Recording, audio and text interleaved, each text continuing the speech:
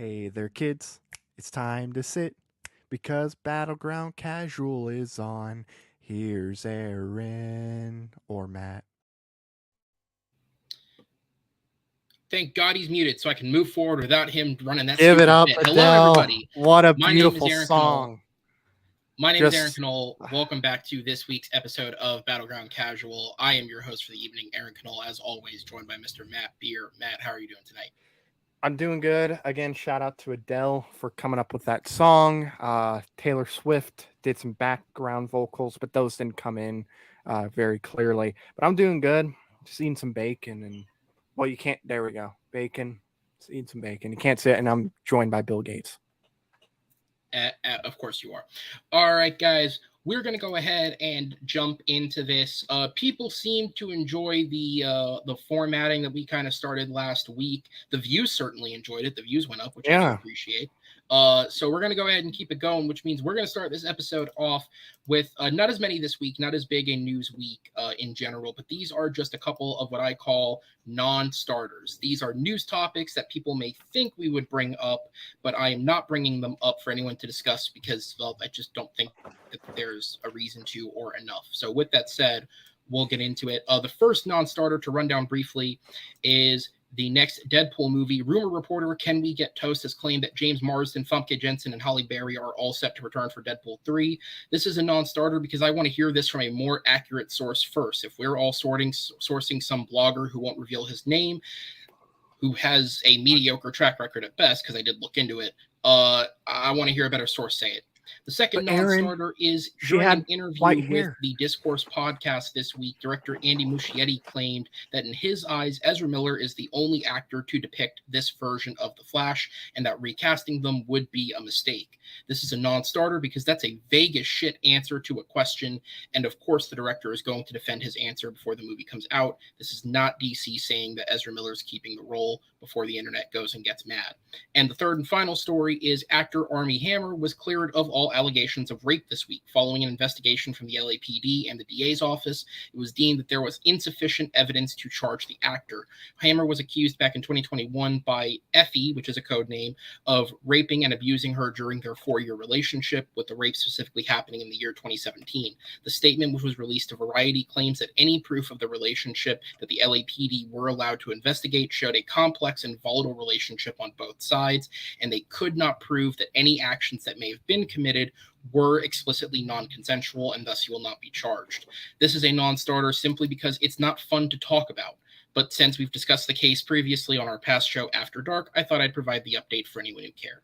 With all that said, though, we're going to jump into the real stories tonight, and the first one is, of course, our Way Too Late weekly box office report, talking about the box office that happened a week ago. Here we go. Thanks, Aaron, and welcome to this week's edition of the Way Too Late weekly box office report. Last weekend was a 4-day weekend, but since adding an extra day is cheating, we're going to review the standard 3-day box office this weekend. While worldwide The Little Mermaid underperformed, in the US it did very well. It met its projected opening almost perfectly, grossing $95.6 million on its opening weekend. This is a very solid domestic start for the film. It holds the 4th highest opening weekend of the year, knocking out Fast X out of the top 5, as I predicted last week.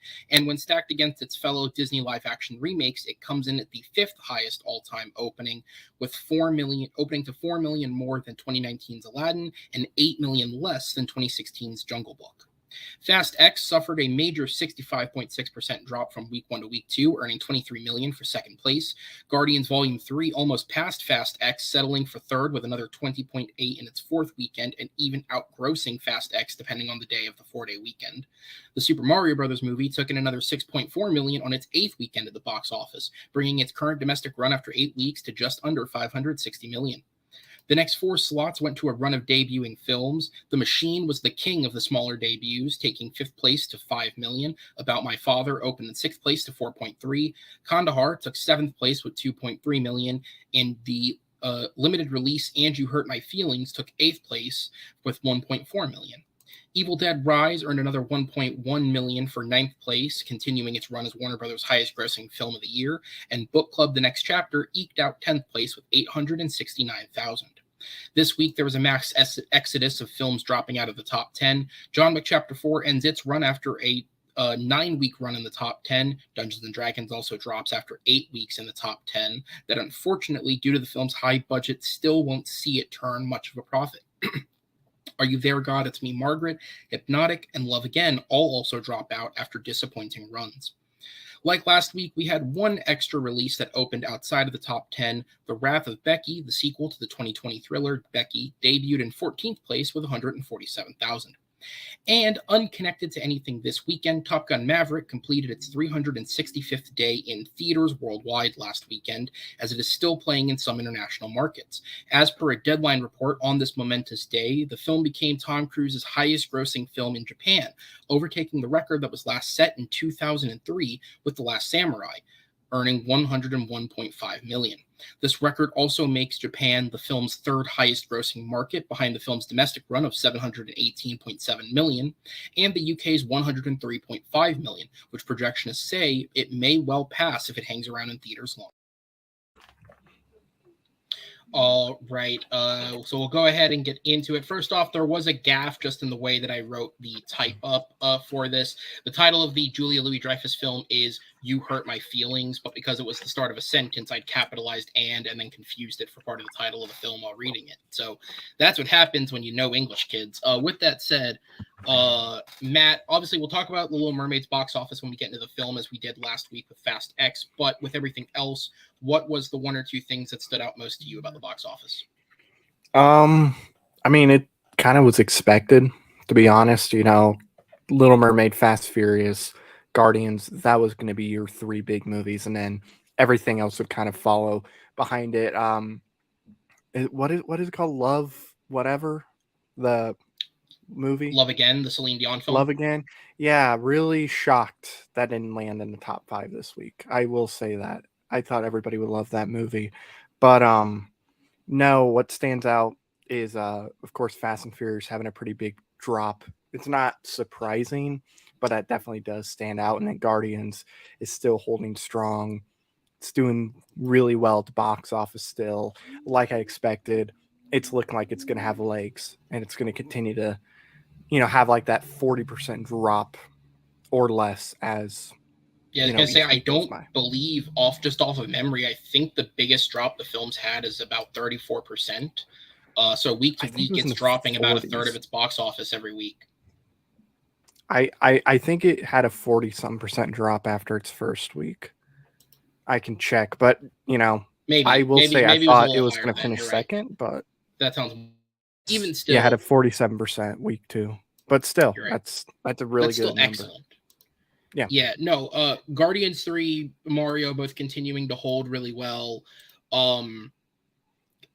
Honestly, the biggest surprise to me of the box office is, of all those smaller films that opened, it's The Machine being the one that grossed the most, because I feel like that's actually the most niche of the group. Obviously, the Julia Louis-Dreyfus film was a limited release that was never going to come first, but of the other three, I feel like the film with Pacino in it, or not Pacino, the film with De Niro in it, or the Gerard Butler action film would have done better than the film based on Bert Kreischer's stand-up, when Bert Kreischer's already a pretty niche, like, comedian as is, and that's based off a very specific set. Like, as I've compared it to, this is the equivalent of if Jim Jeffries made a film off of his gun safety bit. Like, it's such a niche comedian making a niche movie about a niche bit.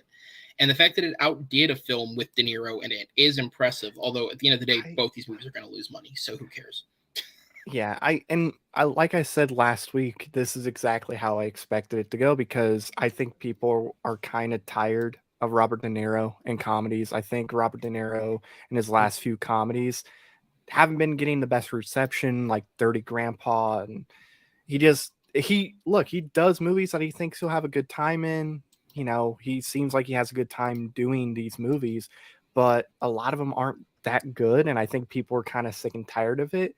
I think people are also kind of tired of seeing Gerard Butler in a bunch of mediocre action movies, but seeing Mark Hamill in an R-rated comedy, I think that intrigued people. Even people that think of him as just Luke Skywalker, seeing Luke Skywalker in an R-rated comedy, I think that was enough to bring in some people. It's not going to be a big moneymaker, but when you compare a Bert Kreischer movie to a Sebastian Maniscalco, movie. Maniscalco. Yeah, him.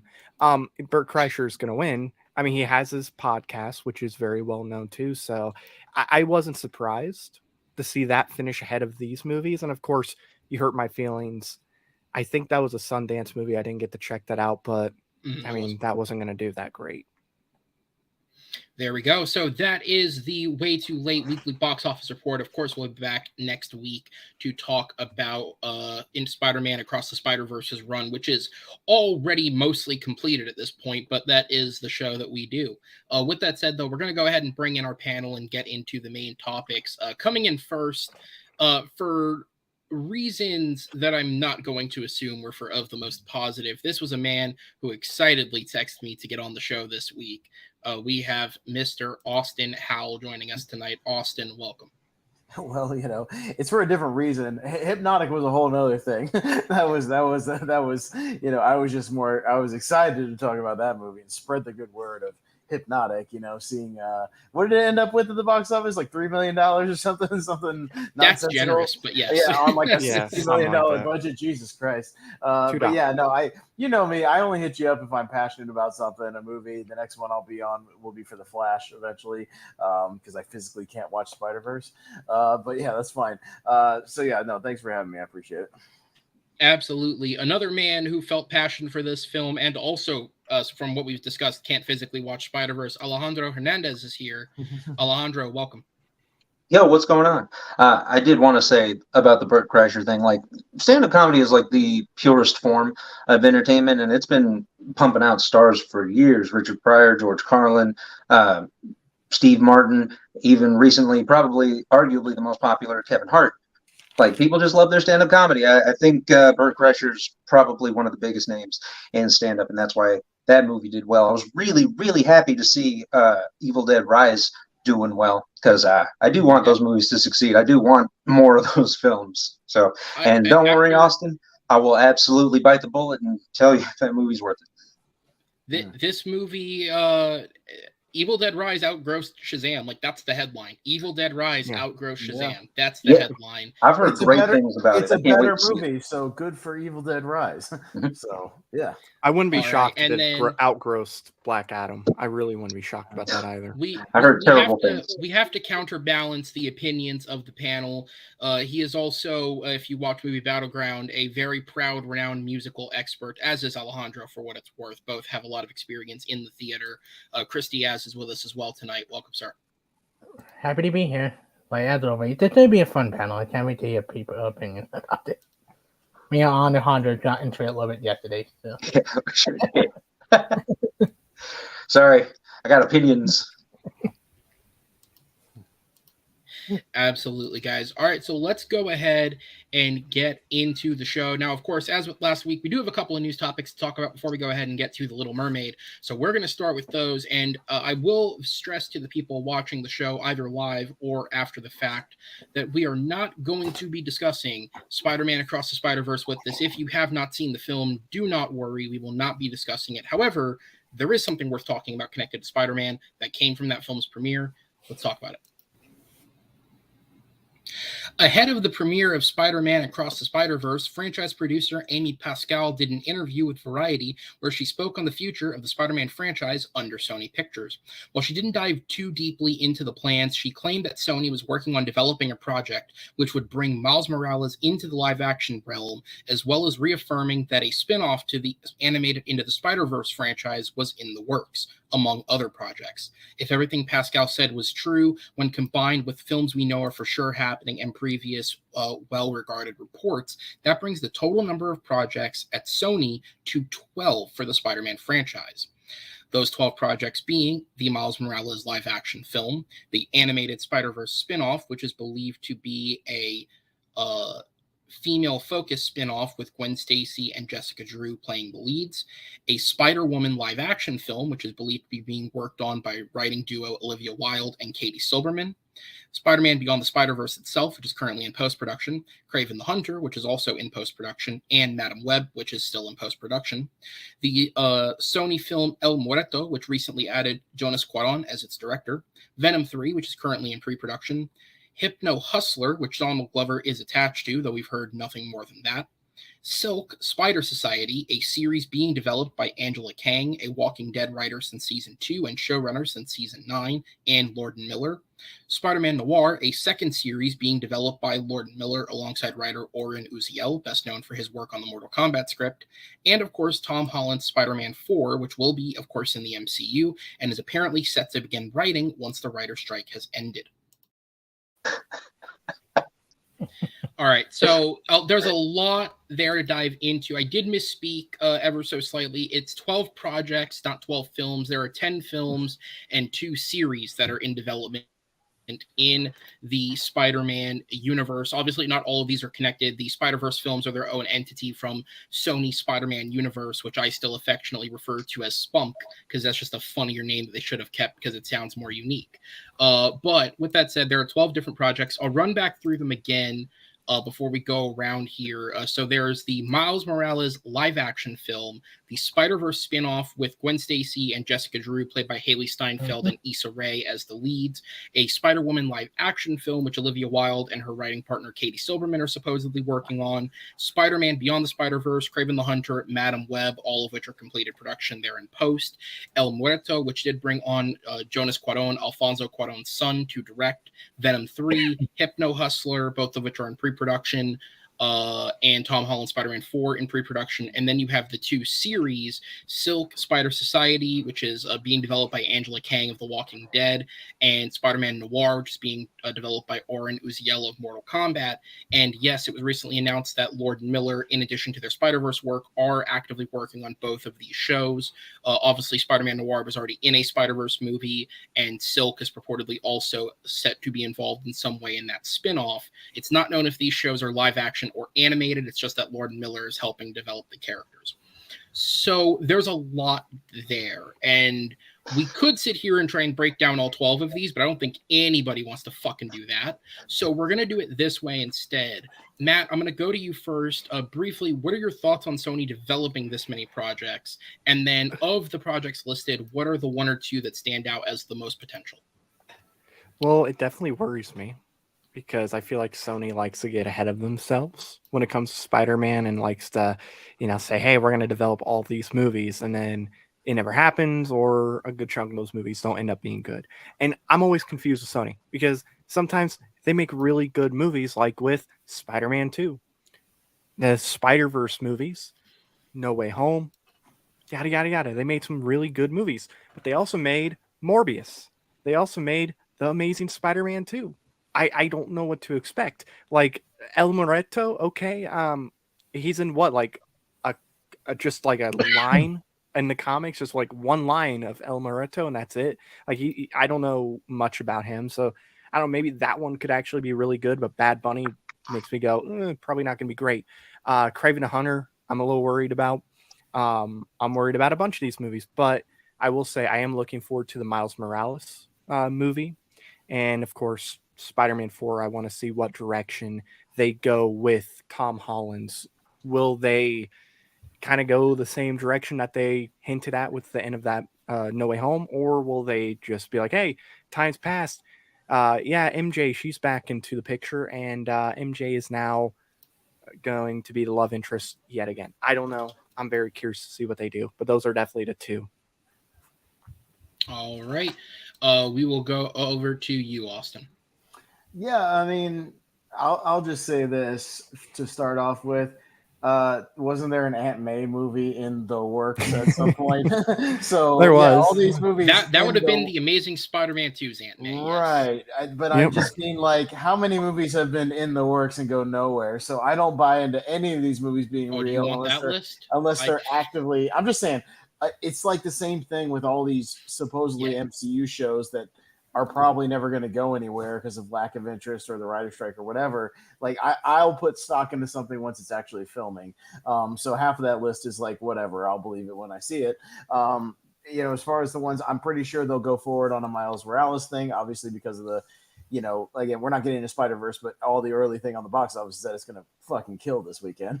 So like they're definitely going to move forward on a live action one of that. I absolutely see that happening. I like the Venom movies a lot. They're quirky and weird, and they're like grindhouse movies, and I fucking love them. So like bring me Venom 3, I'm all in. And the only one I'm intrigued by is the El Muerto thing because Bad Bunny's in it, and he's one of my current favorite part-time wrestlers in WWE right now. So he's doing great stuff. He's a charismatic dude. He's like Logan Paul. He wrestles occasionally in WWE, and he's really good. So I know he can do stunt work. He's a charismatic guy. He'll bring in a hell of an audience. He's like the most streamed person on Spotify right now, which is kind of crazy. So I mean, he'll have fans, but just to see again another, especially if he dresses like a luchador or something, that'd be fun. So yeah, I'm all about it. So those are the ones that really stick out. Like whatever. I mean, the other ones that you said are already coming out was the Spider Gwen or whatever the hell is like the one coming out or shit like it's like I'll wait for a trailer and see what I think of that, but whatever. So but yeah, all those other ones, I highly doubt half of those things will actually happen. I'll just say that. So yeah. Go ahead, Alejandro. I mean, it does make sense that Sony would put all their chips on Spider-Man as a franchise. Like, he's arguably the most popular superhero in the world. Like, people really gravitate towards those characters. So yeah, having a whole bunch of chips on that guy, yeah, that makes sense. But I'm with Pez. Like, of the movies listed, like 4 maybe will actually go to fruition. I do think that the Spider-Gwen spinoff could be a misstep. Like, I think the Harley Quinn show is probably the best that the female dynamic has worked, but like Velma and Daphne were a huge bomb. Everybody really hated She-Hulk. I don't know what it is about writing female characters that just people can't do properly. All right, and then Chris, your thoughts? Yeah, I'm half excited for this. I'm excited for the Spider-Man movie because I'm not going to spoiler for Across the Spider-Verse. He really does well in Across the Spider-Verse. It does lead to stuff that is interesting when you go with her. I'm looking forward to Spider-Man 4. Like, can't wait to see what they do with Tom Holland there. Venom, I haven't been a biggest fan of. Craven, a little bit worried about. Want to see a trailer for. A bunch of the other one I'm a little bit worried about. And try to see where they go once the weekend is over. They announce more spin-off. But yeah, Miles Morales, the one I'm curious about, a little bit worried about. Will Miles Morales translate well to live action compared to animation? Because I think both the two Miles Morales movies are my 2 favorite Spider-Man movies. Like, yeah, so I'm interested. I can't really say more because I've already seen the movie and know how you got everything yet. Yeah, so I would leave it there.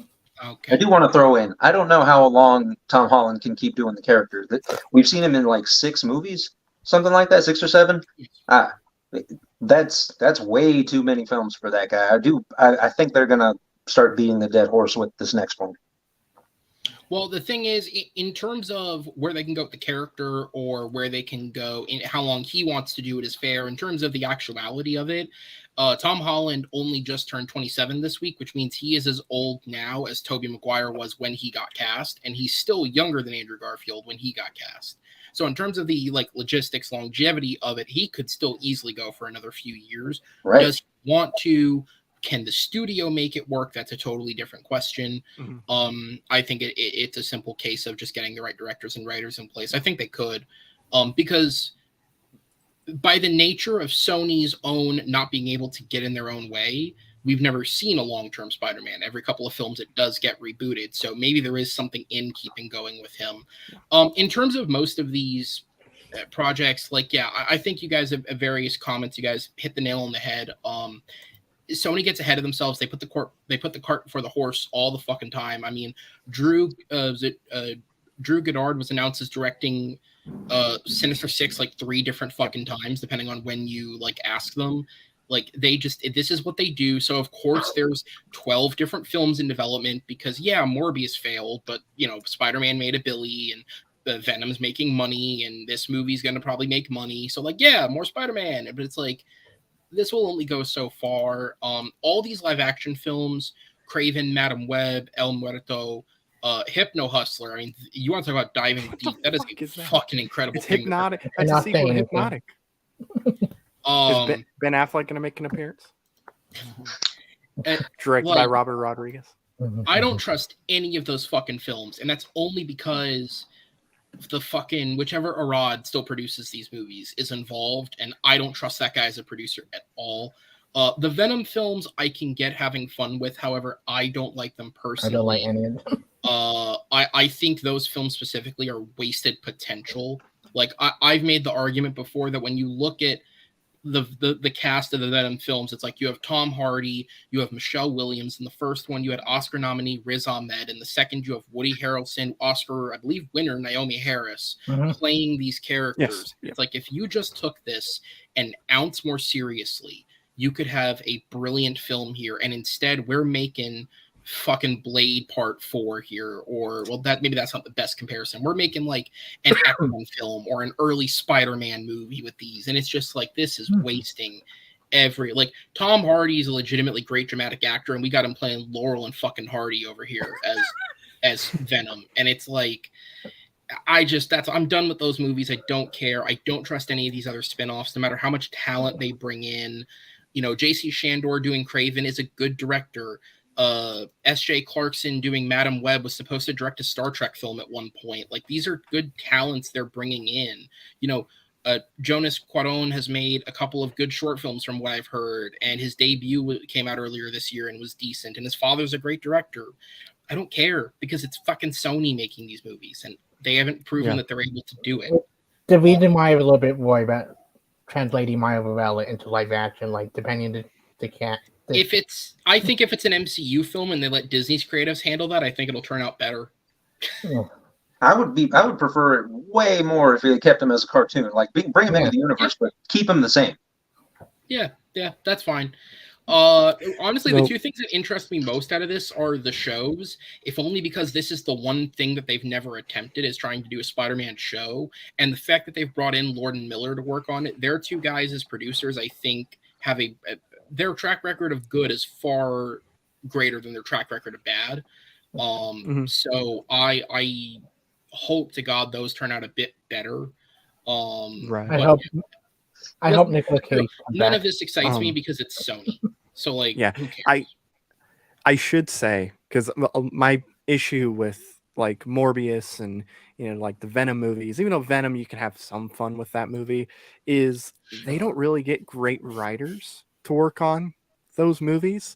So I decided to look up who wrote Kraven the Hunter, and it's Matt Holloway. So Matt Holloway wrote 6 movies, was a part of 6 different scripts.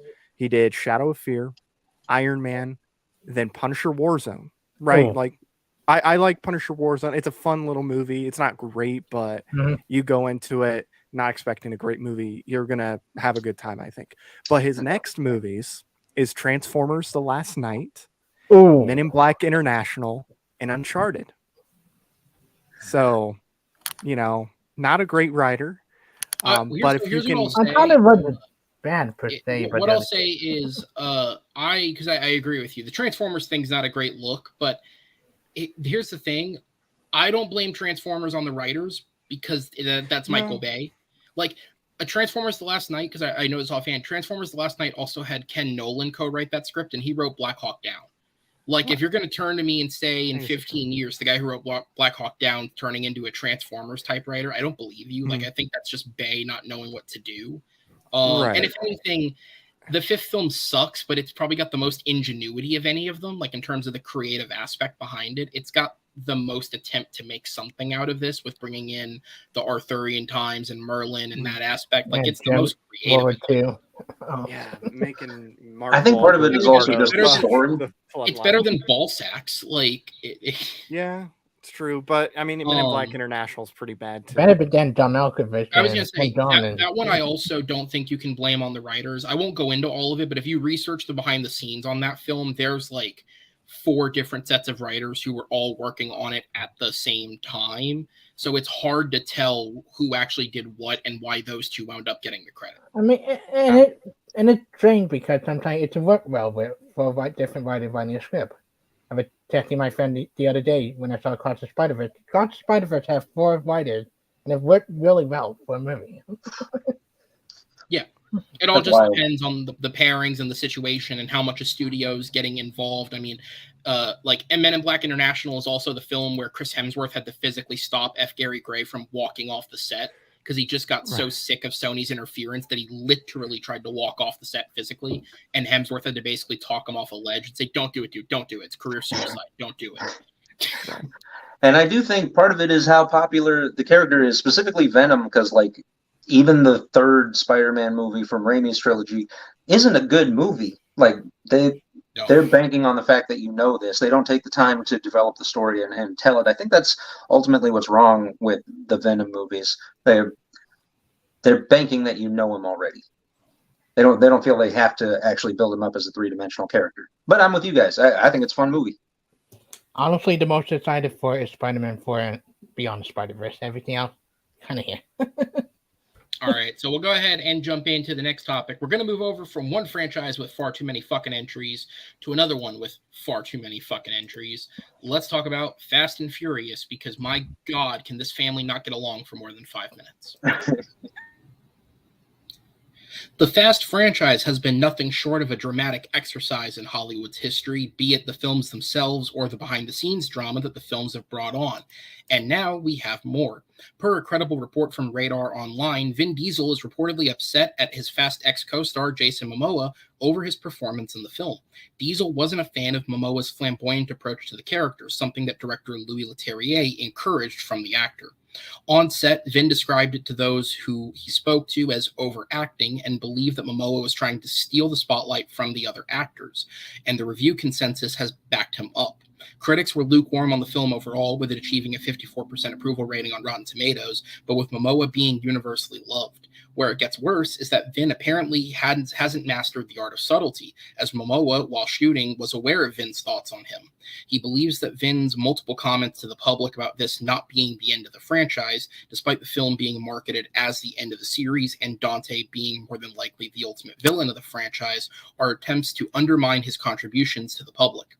This could even make him rethink returning for future installments, especially the ones involving Vin, as Momoa is one of the few actors involved that doesn't actually need this franchise.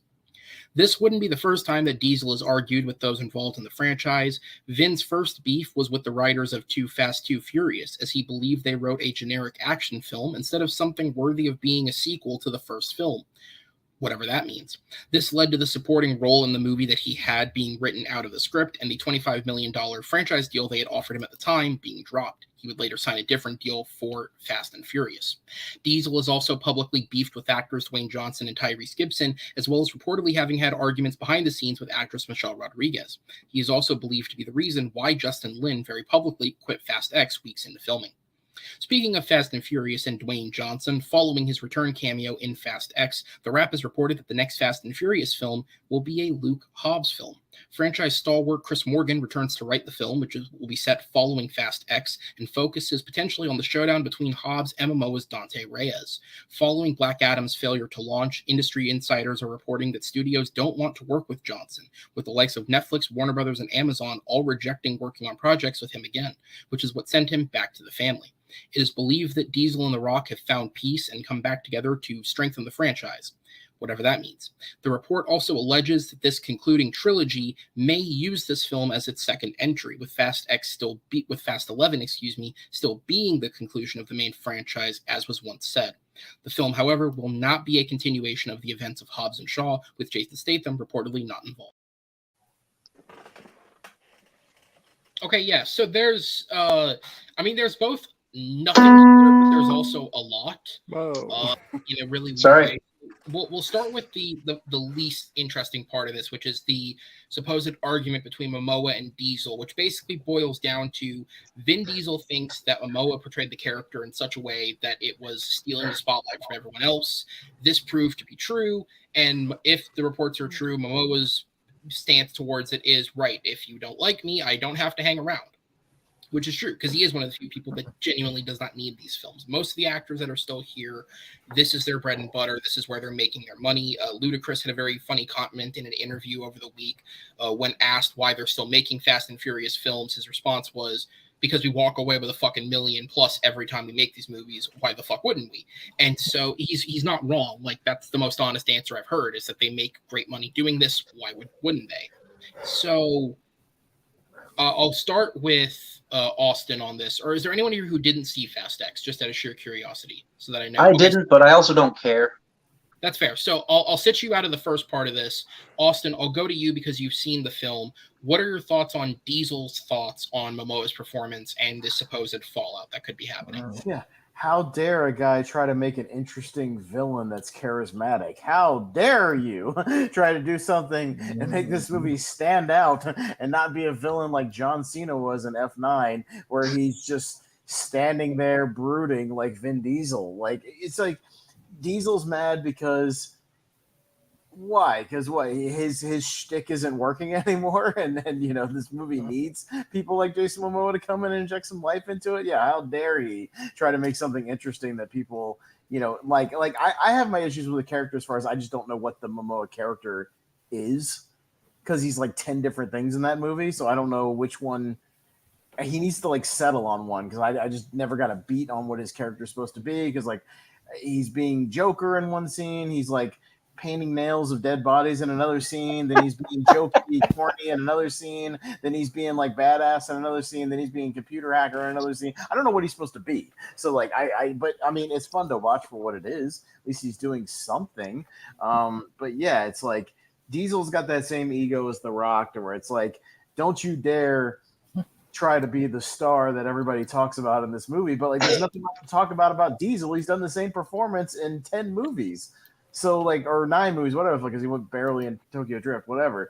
But like, you know what I mean? Like, he's done the same performance. There's no range. Like, I think Diesel's fun when he's doing stuff like Pitch Black, where he's doing something different, or whatever. Like, he can do things that are different, but like, you've done the same performance in every movie. So like, you getting mad at other people for trying to inject some life into this thing is laughable at best. Yeah, Chris, over to you. Yeah, and Jason Momoa is the best thing to bring into the franchise since The Rock's been in it. And they do this stupid drama and we lose the best thing about this movie right now with Jason Momoa. And, they're not done. I think he is the best villain for Fast and Furious. I think he is entertaining. Vin Diesel had yet to give a good performance in a while since Guardians of the Galaxy to find me guilty, like those type of like actually doing something. Like, this franchise is dumb as shit, but I enjoyed them for what they are. The fact that was okay at best. I think that more was the best thing about it. I'm tired of spending the drama. I just do. And if we lose Jason Momoa like we did with The Rock, then I'm done with this franchise. I'm like, Jason Momoa was the reason I was entertained by this movie, despite I had no idea what he was doing at the time. Fair, Matt. Sorry about my rant. I had to go there. Yeah.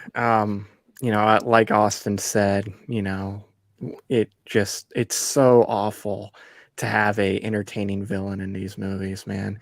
It's just like Vin Diesel is. We need more ciphers. That's what we need, is more ciphers. We need more ciphers. Fucking hell, dude. Can we get rid of that character already? Jesus Christ. That character failed in 3 movies. Like, get rid of that shit.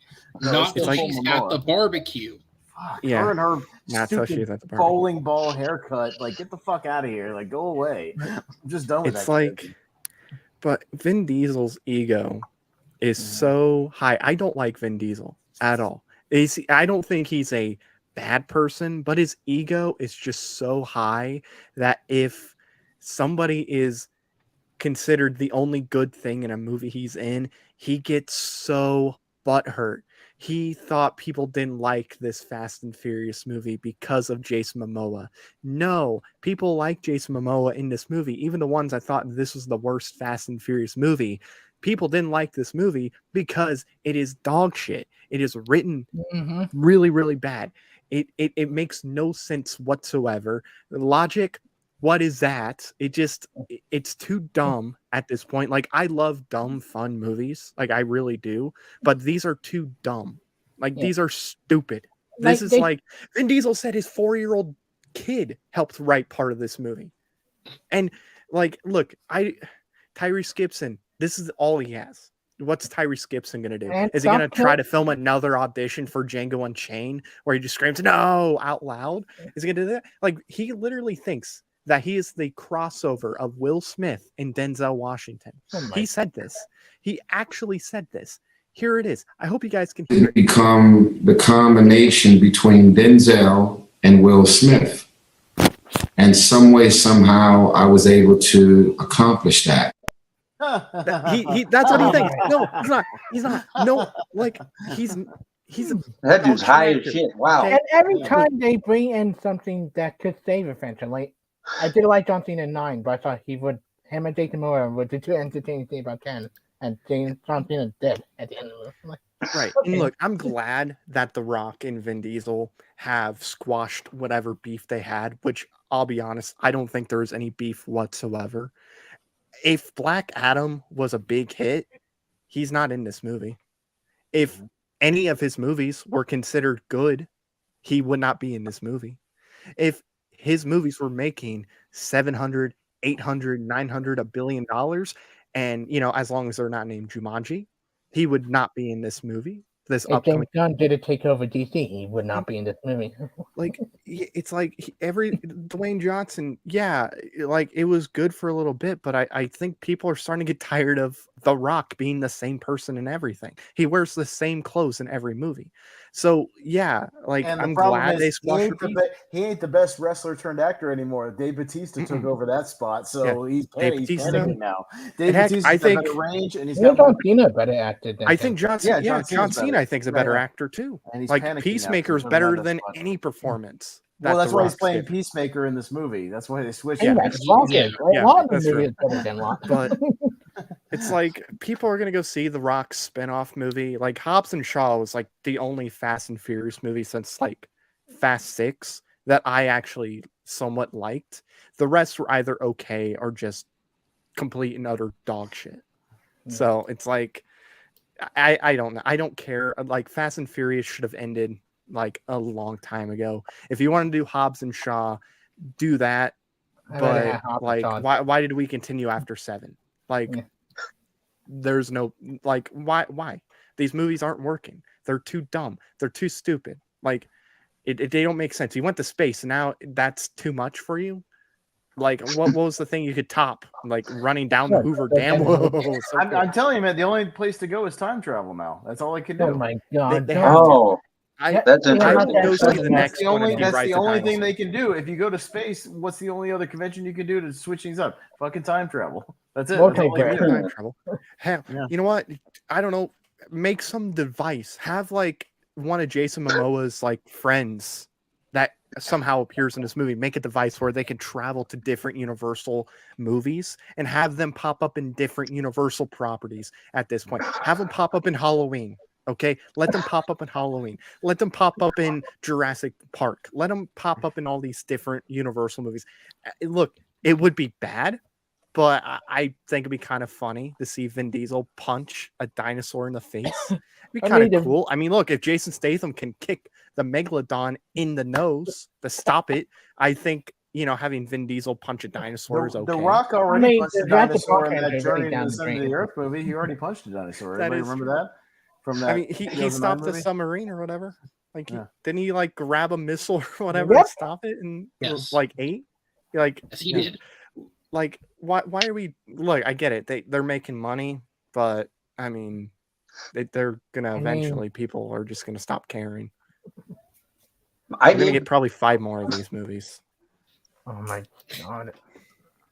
So, all right. So, I'll throw it over. I'll throw it up to Alejandro. You can comment first if you want. If not, I'll pass it to Austin then. Specifically, moving over to the Dwayne Johnson thing, because I saw some of you guys behind the scenes. I saw like faces going when I said the whole like basically people don't want to work with Dwayne Johnson, and it seems insane, but from what I'm hearing from industry insiders, that is actually true, because he has had a run of both unsuccessful films and then in mix of that bad quality films over the last couple of years. I think when you look at the exponential franchise growth, Jumanji: The Next Level didn't quite do as big as people wanted it to. We then have to look at Jungle Cruise, which underperformed even for a pandemic film. You have to look at Black Adam, which is a big studio loser, and specifically it's a big studio loser because of things Dwayne Johnson did himself. We talked about previously on the show his clause in his contract that says he got paid $1 million for every social media marketing push he did for the film. Guaranteed. That's not from back-end points. That's not from anything. That's guaranteed money in his pocket, which means every time he promoted a film that lost money, he was earning $1 million, losing them more money technically. And then you look at the quality of some of the films he's had come out, which whether you want to look at Red Notice on Netflix, which wasn't great. If you want to look at the quality of Black Adam, which wasn't great. Everything that I've heard from insiders, his upcoming Amazon film, Red One with Chris Evans and J.K. Simmons, that's apparently not great. So the studios are kind of looking at The Rock and going, okay, well, the diminishing returns aren't there. His box office was never that big to begin with. If you look at his highest grossing films, it's all with Kevin Hart and Fast and Furious movies. Like, that's what hits for him, is those two things. And so with DC falling apart, his plot to take over not working, I think he's had to, and I said this earlier and someone refuted me when I said it to them, and they're like, no, it's not that, but no, it is. He crawled back to the Fast and Furious franchise because things didn't work out when he struck out on his own. You know, he got into a big dick beef with Vin Diesel. He struck out on his own, and things haven't quite worked out for him. Even as we talked about last week, this franchise has seen diminishing returns in box office, but Hobbs and Shaw's opening was a dip compared to the rest. Now, it is a spinoff, but it's still a spinoff with The Rock and Jason Statham as your leads. You'd expect, and Idris Elba, you'd expect it to do better, but it didn't. It made money, but not money the way the rest of these are. So I don't think it's actually that shocking when you put it in context that studios are a little more hesitant to work with The Rock, because I've made it very clear in my personal opinion, when you look at all the behind the scenes issues he's had over the last couple of years, he comes off as kind of an asshole and difficult to work with. And his movies aren't returning what they used to. So why would you want to invest in something that may not turn it around? So Alejandro, I'll go to you first if you have thoughts on him coming back for a spinoff film of his own this time. I mean, The Rock's never done great movies. That's the problem. Like, none of these people in the Fast and the Furious movies I would consider great actors. No. Like everybody was saying, like Vin Diesel's a B actor at best. He really gets upset when people don't give him credit. I think that's why he really loves doing characters with only one line. It's, I got over by just saying one thing. Yeah, that's great job, guy. But I don't know. I refuse to think. Well, okay, hold on. The Rock is a huge name, right? I think when he dropped the moniker, when he just went to Dwayne Johnson, that was a bit of a misstep. Because I don't think that the Fast and the Furious franchise is bigger than The Rock as a figure, but they're definitely bigger than Dwayne Johnson. But still, I don't think he's ever produced like a great performance. I think because he did like the Tooth Fairy, he did Hercules, which horribly bombed. It's not a terrible movie, but it's definitely not a good movie. He would get it on Snitch. Say what? Snitch. But yeah. So here's my thing, right? Is like, because that is one of the movies that everybody turns to, right? Whenever people talk about The Rock's quality of acting, they turn to, I mean, hell, it was even brought up, as I've said before, I use a lot of different sources to source the news for this show, but one of them is I've been listening to Roca and Jeff Snyder's podcast, because you'll hear more in-depth analysis on certain things, a different approach that you may not hear when reading an article, right? And Sure. Even when they were talking about The Rock, Snitch was brought up, I believe, by Roca. It's like, well, no, he can give a good performance. When was Snitch released? 10 plus years ago now? Are we really going to keep referring back to that one film 10 plus years ago as the proof of The Rock can act? Because he hasn't been 10 years. I think The Gridiron Gang is a great performance from him. Yeah. I think 20 years ago. I don't love the movie, but he gave a good performance after the one where getting revenge. Also 10 years ago, though. So, Snitch came out 2013, so it has been 10 years. There we go. 10 years. I'm telling you right now, this is reminding me a lot of Adam Sandler. Where, Adam Sandler at one point was a box office draw, but after a while, a lot of people are like, these movies are just not great. And Sony wasn't wanting to work with him anymore. He had to go to Netflix. So what did he do? He started doing more dramatic stuff. I think what The Rock should do, because The Rock is in his 50s, like, get a couple more action stuff knocked out real quick. Go to dramas, like, start working on your chops, prove that you're more than just that action guy, because eventually nobody's going to care anymore. Or do voiceover stuff. You know, I mean, kids, they like The Rock, you know, kids. And like I think Batista lucked out good.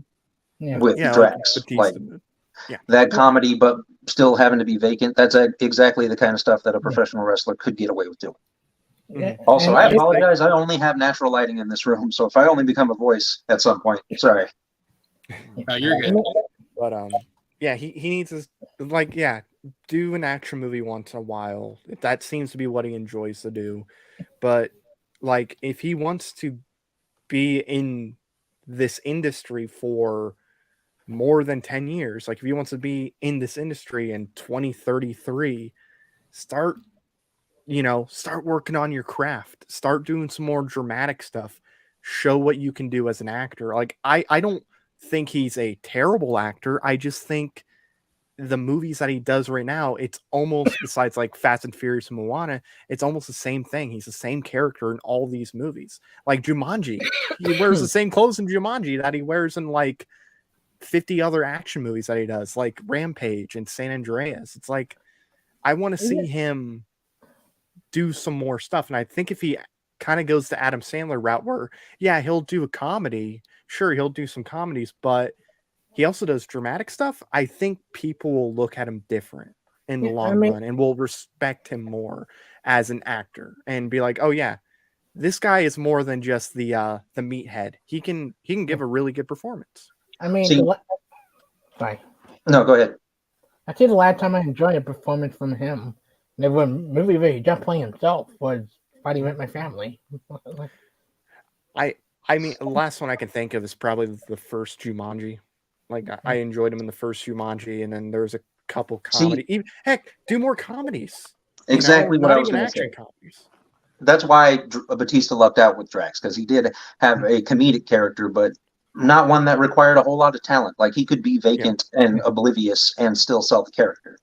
Rock doesn't have any of those roles. The only reason why he worked in Fighting With My Family, because the writing was better than his performance. And I will say, I don't think Moana was his fault, because that's a character that was tailor-made for that guy. The story is just not great, the music's just not great, and it's overall not a great movie. See, I love Moana. That's a movie I definitely love, and I agree with you. It's like, it's made for him. Like Lin-Manuel Miranda made You're Welcome for him. Like he did it for him. But I mean, I enjoyed him in that movie, and there's been some movies I enjoyed him in, sure. But like I said, the last one I think was probably the first Jumanji, maybe the second one. I thought the second one was fine, but heck, I want to see him do more than just be that action guy. I think that would be what's best for him overall. Don't be Jason Segel or Steven Seagal. Don't be Steven Seagal, because people will think your name is Jason and not Steven. All right, guys. So with that said, we're going to go ahead and move on and jump into The Little Mermaid. I think we've said all we can say about Fast and Furious, and we have now given it more thought than the screenplay writers did. So we'll go ahead and jump into The Little Mermaid. And it is at this point, if you are watching at home, that I'm going to issue an official spoilers warning for The Little Mermaid. This is a movie that came out 30 plus years ago. So, I mean, like, you should probably know the plot of The Little Mermaid by now, but in the event that you don't, spoiler warning for The Little Mermaid. We're going to go ahead and jump into it. And I know more so than the rest of us, Austin, you do have a bit of a harder out, so I'll go ahead and jump up to you first. What were your thoughts overall on the film? We'll start just with a brief synopsis, like your thoughts, and then we'll go ahead and go into more specifics afterwards. It's just... It's the symptom of this Disney thing where they're remaking these Renaissance films that are just the epitome of everything that's magical about Disney and just sucking the life and the soul out of all of them. I'll get into my specific problems with the things they do with the characters in this movie, with the songs, with the set pieces and all that. But overall, the movie's too long. I said in a Battleground match recently, I'll just say that, and I truly believe that there's 3 subgenres of movies that need to be like 90 minutes ish. And that's horror, comedy, and family films. This movie's excruciatingly long, and you feel it. You feel every second of the 2 hours and 15 minutes of this movie, when the original movie packs so much in and is so efficient in 83 minutes. I rewatched the movie again like a week ago. I cannot believe how much plot and character development they cram into that movie in 83 minutes and how efficient it is. And in this movie, it's longer, and yet it feels like there's less character development in this movie. And it feels like their motivations are murky. There's things that are left out that are in that originally that would have helped the character development and would have helped things make sense, but they instead focus on new songs that are completely unnecessary. There's two in particular that they're there just to give each of the main characters an additional song, but they don't do anything for the development of the script or anything, and they're just badly written and badly worded. The Scuttlebutt song is maybe the worst crime against humanity in the history of humanity. Mm-hmm. That song is fucking terrible. Even Chris Diaz, even you can't defend that song. Yeah, I cannot defend it. Please don't try. I cannot. Look, I know you like this movie, but there's no way anybody on earth can listen to that shit and think that that's a good song. Lin-Manuel Miranda should be whipped several times, scourged for at least that song. Not killed, but you should be scourged for that song. That is horrible. Yeah, it's just there's fundamental character things that they just change in this movie that I think change. Like it betrays the core motivations of all the stuff. Again, I got notes. I could go specifically into why certain things don't work compared to the other one. But again, there's a feeling of pointlessness to this, and bloatedness and soullessness and bad CGI and just a feeling of like, why when you're done with this movie. All right, so I'll come back to you just because, again, I know you have to be out sooner, so we'll use that list in a little bit. Very briefly, though, because I'm going to use this as an interaction point, I want to go through everyone else. So, Matt, just very, very briefly, what were your thoughts on the film? Okay, Alejandro, yeah, you're right. I can barely see it now, but anyway. It looks like the underwater scenes in The Little Mermaid. So I am not the biggest fan of a lot of these Disney live action remakes. There's only been probably, I think, 5 or 6 that I liked going into this one. Being Aladdin, The Jungle Book, Pete's Dragon, Cinderella. I can't remember. Doesn't matter. But I went into this movie not really expecting much, and I had a decent time. It was a fine little movie, better than a lot of the remakes. I will agree it's definitely way too long, but just keep it brief. Yeah, I enjoyed it. Not the best for sure from Disney when it comes to their live action remakes, but far from the worst. All right, we'll go up to Alejandro. This movie fucking sucks. I hate everything about this movie. Like, yes, it feels painfully long. And I'll admit, haven't seen a whole lot of the Disney live action remakes. I think the last one I actually saw was fucking Alice in Wonderland. And that is the one that utilized the live action aspect the best. This movie did not need to be live action for any reason. That this is a movie that's biggest impact has been, hey, look, we made Ariel black. Aren't you guys? We're so woke. I don't understand. Like, what the fuck is the point? Ugh. And Lin-Manuel Miranda absolutely murders Alan Menken's original songs. I'm with Pez. And he's actually one of the reasons I really hate Moana. Just circling back to it. That dude's only popular because we needed a new golden brown boy. I don't even care. That movie sucks. Sorry, I could go into a whole lot of it, but I really thank Pez for basically reading my Facebook post on it. Well, no, and I'll go into more specifics, and you'll probably just agree with everything I say specifically. When we right, get to Alejandro. Right. I've got much wrong with this I've got notes about individual scenes and things that they change. That there's so much wasted time. Nothing. Yes. All right. We'll dive in a second. I do want to get through the brief thoughts. Diaz, right. go ahead. I am on to end of the movie. I don't think it's great, but I think it was fine and entertaining for what was a solid opening night. On Thursday, I enjoyed it maybe more than President Alejandro and Matt a little bit. It's too uneven half. I think everything underwater really struggled a lot. But once they get to when she get leg on land, that way I started to enjoy the movie a lot. I thought the romance and what they did with Eric and Ariel did work for me. I thought the little thing they put two wandering souls finding each other, the scene in the treasure room when she see all of the things he collected over here with a really nice scene. And I think that Seagrain, I think he does give a good performance. I think they went more with his backstory a little bit. There was some stuff. it got everything underwater struggle, and the CGI was really bad at points. It was like an understatement, and like after watching Avatar: The Way of Water, that really like hurt Disney a lot. Way seeing how James Cameron did it CGI and underwater stuff. But I think like I thought Haley Bailey was great. I thought Melissa McCartney, despite she wasn't given a lot to do, I really wish they gave Ursula more to do in this film. She did give what she was given, despite the Melissa McCartney moment here and there. I thought David Digg had a couple of pretty funny lines here and there. I thought he was funny as Sebastian. Aquafina could have done without Jacob Tremblay. I don't know what he did. Javier Bardem is the biggest crime of this film. He did not give a shit. And when you lose the whole father-daughter aspect that was so well in the animated movie, and where they really did better with the Ariel thing better than that is the biggest kind of film commit there. Right? The ending doesn't hit impactful because Javier Bardem doesn't give emotional response the way the animated movie does when you give Ariel the human form at the end. Right? I mean, that is a problem, but it's definitely not the worst part. All right. So, but before we just let these guys go at whatever they want to say, I'll say my part briefly.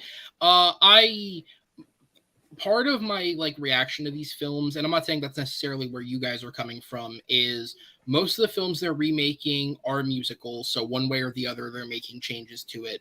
And most of these movies are like the classic Disney films. And to a certain extent, because of my age and when I grew up, I saw a lot of these films when I was younger, but the films that were coming out when I was growing up are the 2000s Disney films, which I think we can all look back on and say none of those are fucking classics at all. Lilo and Stitch is probably the closest they get, but none of those films hold up to the actual Disney classics, right? So I agree with you. Yeah, I don't have the same affection in that sense that people have when people are like, this is like childhood ruining, that you're just remaking all these movies. That doesn't hit me in that sense. And then from a musical standpoint, because again, I can see it, if you have an attachment to musical theater and you have an attachment to these musical movies, I don't have that either, so it's not affecting me in that manner. So for me, most of these movies are just okay. I'm not wholly negative on them, and that's kind of how I felt about The Little Mermaid. I would say the second half of the film is stronger than the first. I do think, the overuse of the CGI at times is definitely, it's obviously very apparent. But I didn't think it was horrendous, but I think there was just at times too much of it on screen, and that does start to become very, very distracting. The performances were a mixed bag. I thought Halle Bailey was good. I thought Jonah Howard King as Prince Eric was good. I thought, because most of the changes they made to the story correlated to his character, I was fine with what they changed. I could agree with the sentiment that maybe in some areas Ariel's a little less developed than she was in the original, but Prince Eric is a nothing character in the original, so giving him more to do, I don't disagree with it. I think that's something they've done in most of these live action remakes. That's been a positive thing, just rounding out the characters a bit more. I like Daveed Diggs. I didn't mind Jacob Tremblay, except for the fact that it was very distracting at times when he started singing. Not a singer naturally. Awkwafina, I don't mind Awkwafina. That song's horrendous, but I didn't mind her. She does the same thing in every film like many other actors do, so it's just if it works for you. If you're not a fan, I certainly don't think you're gonna fucking like her in this. I don't know. I'm very lukewarm on it. Like, I have no hatred. I have no aggression towards it. I think it's fine. I'm actually, the one thing I'm opposed to that you guys said is I actually thought Javier Bardem was fine. The character is a lot more, to me at least, it came off as more understated than it was like him not caring, because Javier Bardem as an actor is more understated. Like, just naturally as an actor, he doesn't bring the same. I couldn't understand what he was saying half the time.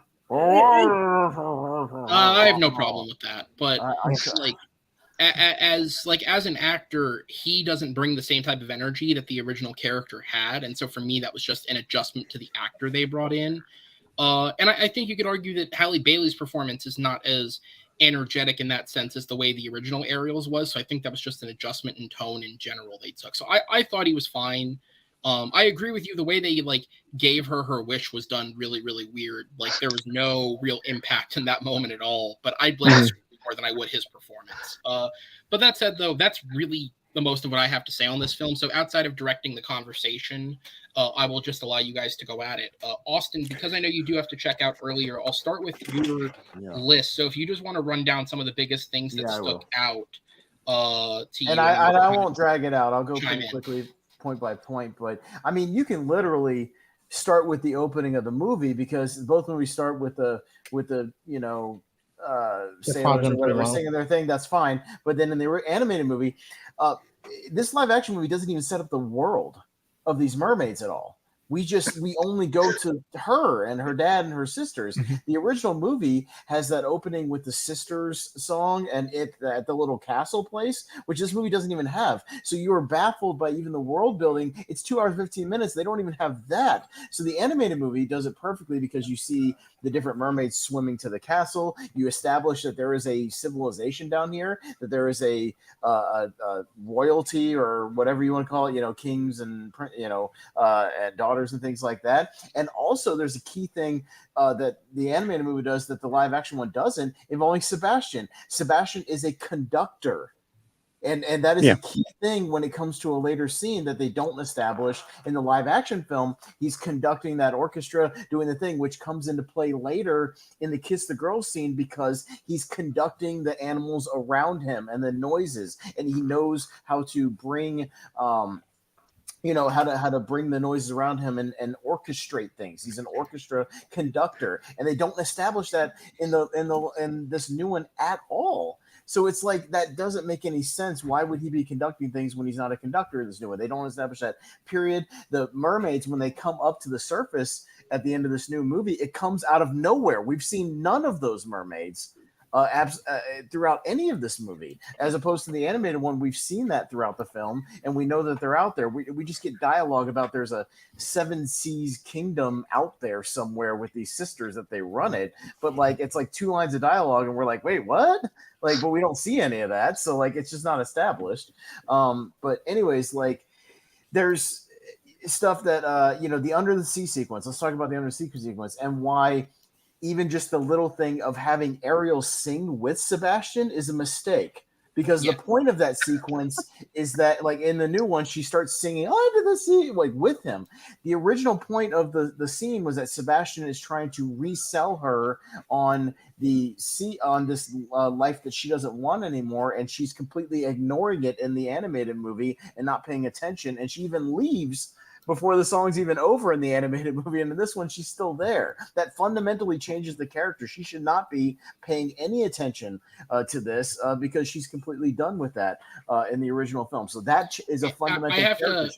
I'm going to jump in and chime in here, only because obviously, look, that Scuttlebutt song wasn't good, but even more than that, I think the biggest sin this movie commits is its failure to understand how to layer vocals. Because I'm not even talking about the story reasons of her singing during that song. Her vocals and Daveed Diggs, especially because he's singing with that accent, they don't match at all, and that's done horribly. And then when you get to Kiss the Girl, Daveed Diggs, Jacob Tremblay, and Awkwafina have 3 different types of voices, and you're trying to layer them like they all naturally fit in sync. And it's the worst is when they all kiss the girl, and then Awkwafina yodeling whatever the fuck she's doing. It's Alan Menken was still involved with this. How the hell did it go that south when it came to making those? It could be what they could have used a lot of Bobby. There's a very Puerto Rican reason why that happened.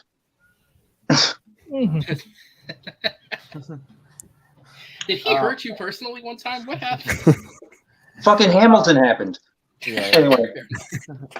But anyways, go ahead. Getting back to the movie, Chris alluded to it, and I'll expand on that. The relationship between King Triton and Ariel in the original film is more of an exhausted, exasperated father who's tried to pound into his daughter's head that humans are dangerous and you need to stay away with them for safety reasons, and the fact that, there's a risk involved. And you get the sense that he's told her this over and over again, yet she still keeps kind of tempting fate and doing all that. And then when he comes in the original animated film and sees her hoarded stash of, trinkets or whatever you want to call it. That's the snapping point for him. Is he goes, "You've been disobeying me the whole time," and he goes, "If I have to, I don't want to do what I'm about to do, but if I have to do it to get my point across, that's what I'm going to do." And after he does it in the animated movie, he has this look on his face like he's ashamed of what he did, that he kind of that parent that kind of has to punish your kid, but you don't want to, you know what I mean? But you kind of have to.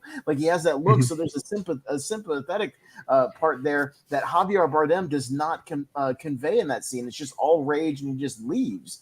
And then that's directly right from there is in a fit of passion, Ariel then goes to Ursula. That's a fit of passion that she's done. That's the snapping point of her being done with this underwater world and wanting to transition fully into the human world. Getting into Ursula's lair is not established at all. We only briefly see it when she leaves, and there's a creepiness to it that it's on the outskirts of this kingdom. There's a build up to it in the animated movie when they're swimming up to it, and you see it's some big dinosaur skeleton thing. It's creepy. There's the people, and that's another thing I'll get to. The little seaweed people that they turn into when they renege on their deal. That's a creepy thing. They're trying to grab her as to say don't go in there. And that's non-existent because this movie says that you just die. Which is what? Why would anybody do a deal with this bitch if that's the consequence? And nobody cared that's about really the stupid. Yeah, has nobody heard about this shit before? Even the actual sequence when Ursula is explaining stuff, little changes like her plucking off a piece of her scale instead of signing a contract. There's something about signing a contract about alluding to you literally making a deal with the devil and signing with the devil that's in that original film. And I feel the whole thing of her just plucking off a piece of her thing just doesn't have the same power when Ursula's physically holding this deal with the devil that she made at the end of the movie, when she confronts Triton. And also, I don't think Melissa McCarthy conveys what Pat Carroll did as far as having that playful, used car salesman, sleazy car salesman thing that Pat Carroll understood in that original film, that you're selling junk, but you don't let the person know that you're selling junk. There's a moment when she's explaining it that is kind of similar to the original film where she says pathetic when talking about the poor and unfortunate souls, but in the original one, she kind of whispers it to the eels or whatever. And in this one, she just looks at Ariel and goes, pathetic. You don't tell the person you're selling a lemon to that you're selling them a lemon. That's a fundamental change in the character, and that's stupid. That's really dumb, and she should walk away right then and there. Also, just lacks the creepiness. The original one has the weird fog hands that take the voice out of her, which is creepier. In this one where it just kind of floats out of her. Little things that just don't work as well to convey the creepy atmosphere of the whole situation, and she just doesn't have the same laugh down. I mean, all that kind of stuff. And even just, like I said, there's unnecessary songs after that on the surface, that things that just go too long that are unnecessary. Her narration song is completely unnecessary. If she was a good actress, which I don't think she's a very good actress, period. She's a good singer, but Halle Bailey, let's be real here. She was okay at best in this movie, in the scenes where she's acting. But she conveys everything that they say in the narration, or should be able to, in just her facial expressions, which is, I think they added that later because she wasn't doing a very good job with that. The actual finish of the film, the ending, there's a reason that Eric saves her and defeats Ursula in the original one, because Ariel had saved him first, and he then saves her, and also proves to Triton, which Triton sees, that all humans aren't bad. Humans can be good, can do good things. You can work together against a greater evil. Having Ariel do that is completely fundamentally changes the story between the humans and the mermaid relationship, and also just doesn't make sense aesthetically why Ariel, she doesn't know what a ship is. She's never been on a ship. She doesn't know how the thing works. Eric is an experienced sailor, and he's able to maneuver that thing into, even just strength wise, those wheels are fucking heavy. I've been on one of those ships, and Virginia, it takes a lot of strength, and she's laying on her side by doing it. Just doesn't make any sense. There's just these fundamental things that the animated movie did with less time and did better. I know they seem like little things, but they mean a lot to the characters in this movie. So it's just everything. It's death by 1,000 cuts, that I just noticed throughout the movie, especially rewatching it when I got home. So it's just a lot of problems that I have with it that just kill any kind of charisma or character development and actually physically change the characters and how they're portrayed. So that's most of my rant or whatever, but yeah. Can I? it's funny. The only character I felt like I like what they went with him because I just thought he was such a bitch in the original with Wimpy. I like that he more a confidant, that he actually helped him. Oh yeah, time with Ariel. Like, he's definitely one of the better also, performances in the movie. why is it an engagement party instead of a marriage? That seems less urgent. Oh, Bro. we got to stop this engagement. Like, Yeah. there's a finality to a marriage. If they're about to get married, it seems like a final thing. Like an engagement is like, oh, I can still wait another 2 weeks. I'm good. You know, like, Or a year. I think one of the most funniest moments is Yeah. just because the actor like Wimpy did it well, but him knocking the Well, I mean, engagement ring to the side, like. So, Yeah. as somebody who I guess I'm on the more positive end of the film, I would say I think some of the decisions I think you're correct in that if you just straight up sit here and compare it to the original, like, is it better than the original? Fuck no, it's not better than the original, right? Like, I think we can all say that. Mm-hmm. But some of these decisions I do think make sense in the context of they're trying to make the film clearly come off as somewhat more realistic. It's not, I mean, obviously it's a fantasy, but it's the thing that Disney's doing with all these movies, right? They're trying to take a more realistic approach in how they approach things. So, like, little things like making it an engagement party instead of a wedding. I think there's a line in there where they even say, like, oh, we're to get married, like, very, very soon. It's just this is the engagement party to celebrate. That is what a court would do. Like, that's realistic to an actual court. And also, there's the time limit that's imposed anyways. So it being a wedding versus an engagement doesn't matter because she still has to get him to kiss her by sundown. But again, stopping a classic movie thing is we got to stop the wedding, not stop the engagement party. That's a classic trope that's been done for like 50 years just in movies in general. I got to get to the wedding to stop the wedding. It feels like that's just a classic thing. Like, changing it to an engagement party is silly because back then it's supposed to be what, vaguely 1700s, 1800s, whatever. Like, they did marriages on the fly back then. There was arranged marriages, you know, and also that reminded me of another thing. In the original one, when she shows up in human form, which she's not using Ariel's voice in this, by the way, which makes no fucking sense. Halle Bailey should be doing the voice when she's in human form, which she doesn't, because Jodie Benson did the voice in the original one when she turned into a human. But she clearly puts like a hypnosis spell on him in the animated movie to where he's got these blank eyes and he's like, we must be married right away. And this one, he's just like, oh, I guess she's got my voice, so we'll just go ahead and get married or something. Like, there's no spell. So it's just like, what? Like, he's not even enthusiastic about it. Again, this is a case of, because this actually I think is a good discussion, because I think this is a case of judging the film on its own merit versus just simply comparing it to the original. Because I actually think that's one of the changes they made that they did execute better, because in expanding Prince Eric's character, they established consistently throughout the film that he is stuck in his own brain between what he thinks he should want versus what he does want. This mystical woman with this mystical voice saved him, and so he wants her, but Ariel shows up and he falls for her genuinely. That's all in the original film. Right. So what I'm saying, they don't add anything in the remake that expands any of that that's already in the original film. We get every single point that they have in this new film is in the original film, just in a shorter version. We totally understand Eric's character in the original version. We get that he's this prince. We get that he doesn't want to be a prince and do his duties by his reaction to the statue. We get that he gets more enjoyment out of being a sailor. We get that he's a brave dude when he actually helps out. Okay, like, but all that stuff we get in the original. The statue didn't make sense.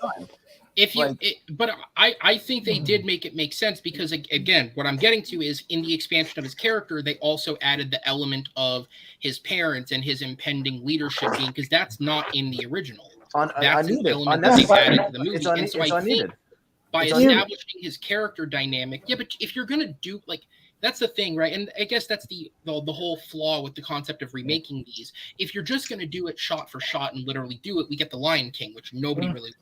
So you have to make changes and you have to make adjustments. That is one of the adjustments I think they do earn and they do execute. I'm not saying there's ones that they don't, but I think there's ones that work. However, if you just sit here and you just simply compare the film to the other one consistently, well, then you're going to constantly find flaw in it. Whereas I think you have to judge it on its own merits as a film, too. I don't think so when it's a remake and not a completely new movie. When you have a remake, you're going to compare it to the original movie unless you do something literally totally radically different, but they are trying to do the original one scene for scene, just longer with each scene. You know what I mean? Just adding dialogue and shit. So if they're going to, Aaron, do the same story scene for scene, I have every right to compare it to the original one. That's fair. I want to bring this up before Austin come off. So I work at BJ, so we get a book set, and I read the novelization before the movie came out. A little bit that's Jimmy Sure. In the novelization, maybe they kind of out of script. Ursula killed area mom that they reveal in the novelization for the remake. Like that would have been interesting change to make in this one. The Ursula Triton connection of them being like a vaguely in the Broadway show. That's what I was gonna say. Like, what the fuck does that have to do with anything? You don't need. Here's the thing: it happens constantly throughout the film, though. Like they add little things that don't fucking matter at all. Yeah. The whole thing with Ursula and Triton being related doesn't matter at all. When it finally comes to the climax, it matters fuck all. None. But none. Making Scuttle a chick adds absolutely nothing to the character. All it does is give us a terrible song. The whole thing about Ariel's mother, and I will say, I don't know if this is actually in the original movie, but Ariel's mother being murdered by humans and Trident throwing that at her and her not being more pissed off about it makes no sense. Right. So that is a plot point from the director. Why is there an ice cream truck? Sorry. I think it was in the third movie or the second movie they say that she was killed by humans. I can't remember exactly. A jet crashed into her pretty much in the flashback. See, that's not the way they play it in this movie, though. Like, they try to adapt it to where, like, they caught her and murdered her and she's, like, mounted on a wall somewhere. But Ariel's reaction of, that was one man, my ass, that was one guy. I don't care. If somebody kills my mom, I'm gonna have opinions about that. You know what I mean? And they had what they had in the novelization for the Harvey version with Ursula killed her mom. That makes sense, but it doesn't. Hold up, somebody's got an echo. Yeah, you're like really echoey, or somebody is. Yeah, either it's you or somebody else got an echo. Yeah. But can we even just talk about the CGI, like on Flounder, Flounder and Sebastian? Wait, I got to go back to the changes thing really quickly. Everything, literally everything done with Eric makes no sense. He's adopted. That adds nothing to the character. They killed off the king, but he's still the prince for some reason. If we're trying to be more realistic with it, that chick would not be a monarch in that time period, especially a woman of color. That's just more of that social justice nonsense. Like, we put it in the movie to show that we're cool, and it doesn't do anything. The dude can't sing. Like, this whole power ballad of him talking about I want more. It makes no sense. We got that from his character. We don't need him to sing his right. You know, he sing it. Right. Like, it adds nothing other than 3 minutes of runtime that we don't need. But going to the animation really quickly, I agree with everything Pez said about the opening of the movie. We go into the underwater and we're supposed to get this like magical shot of this castle underwater. Instead, we get a grass covered, like an algae covered rock. There's no spectacle in it. Sitting in a at all. A small semicircle on rocks. Where's the kingdom? Where's the sense that there's a civilization? Where's everybody? Like, everybody is like, I always try to do everything right and protect my people, and I'm like, what fucking people? We haven't other than you and your daughters and two nameless dudes who stand by the door. Yeah, that's it. Up until, like Pez said, the end of the movie when everybody comes up out of nowhere. Magically out of nowhere. It made no sense. And Flounder, stuff and nightmares. The thing about doing a live action Little Mermaid movie, sea creatures are fucking horrifying. Like, under the sea, that entire sequence is arachnophobic. It's tryptophobic. Like, it will put you on edge. If you have any anxiety at all, that stuff is horrifying. Right. The only ones that actually look good in the 3D aspect are Flotsam and Jetsam, the electric eels, and they're more cartoonish than anybody else in the movie. Like Pez said, instead of turning into a little shriveled up flower or whatever, which they do have in the movie, we just forgot they were there, I guess, like a lot of the stuff that we introduced. Because at the end of the movie, when Trident gets captured, they just fucking kill him. That's it. That's being confined to a purgatory of being a seaweed creature is way more horrifying than death. Right, exactly. Way more scary concept. I agree with what Aaron said. Javier Bardem has a very subtle acting style, and I do think that he does it pretty well. At least he's fucking acting.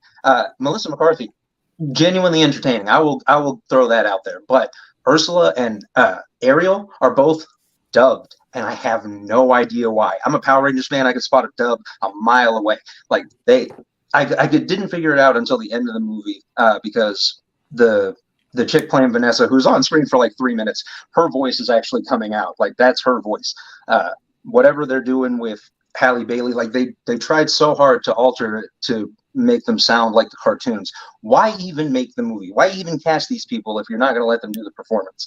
And Halle Bailey does an absolutely horrible performance of Part of Your World in the first place. That entire sequence, because of the animation, the treasure trove looks horrible. Like there's no spectacle in it. Once again, like she's supposed to have all of this stuff, all of these shiny objects that we're supposed to look at and colors and stuff. Nothing like that. It's a solid black background. After the music video that is that sequence, which I swear to God, that's the only reason Disney makes movies anymore, is to have that music video.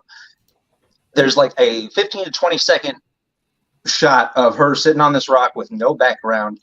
And I was like, are we supposed to applaud? Fucking cut? Anything? When Trident does come in and destroys the statue, she's lying there on the rock, and I swear to God, I thought the movie froze because nothing happens for like 10 seconds. And then we cut away. I was like, oh, she's just not doing any acting. Like, pick an emotion. It doesn't even have to be the right one. Any of them will do. Yeah. Can I just say how the statue made no sense because the animated movie is his birthday present given. Yeah. I'm sorry?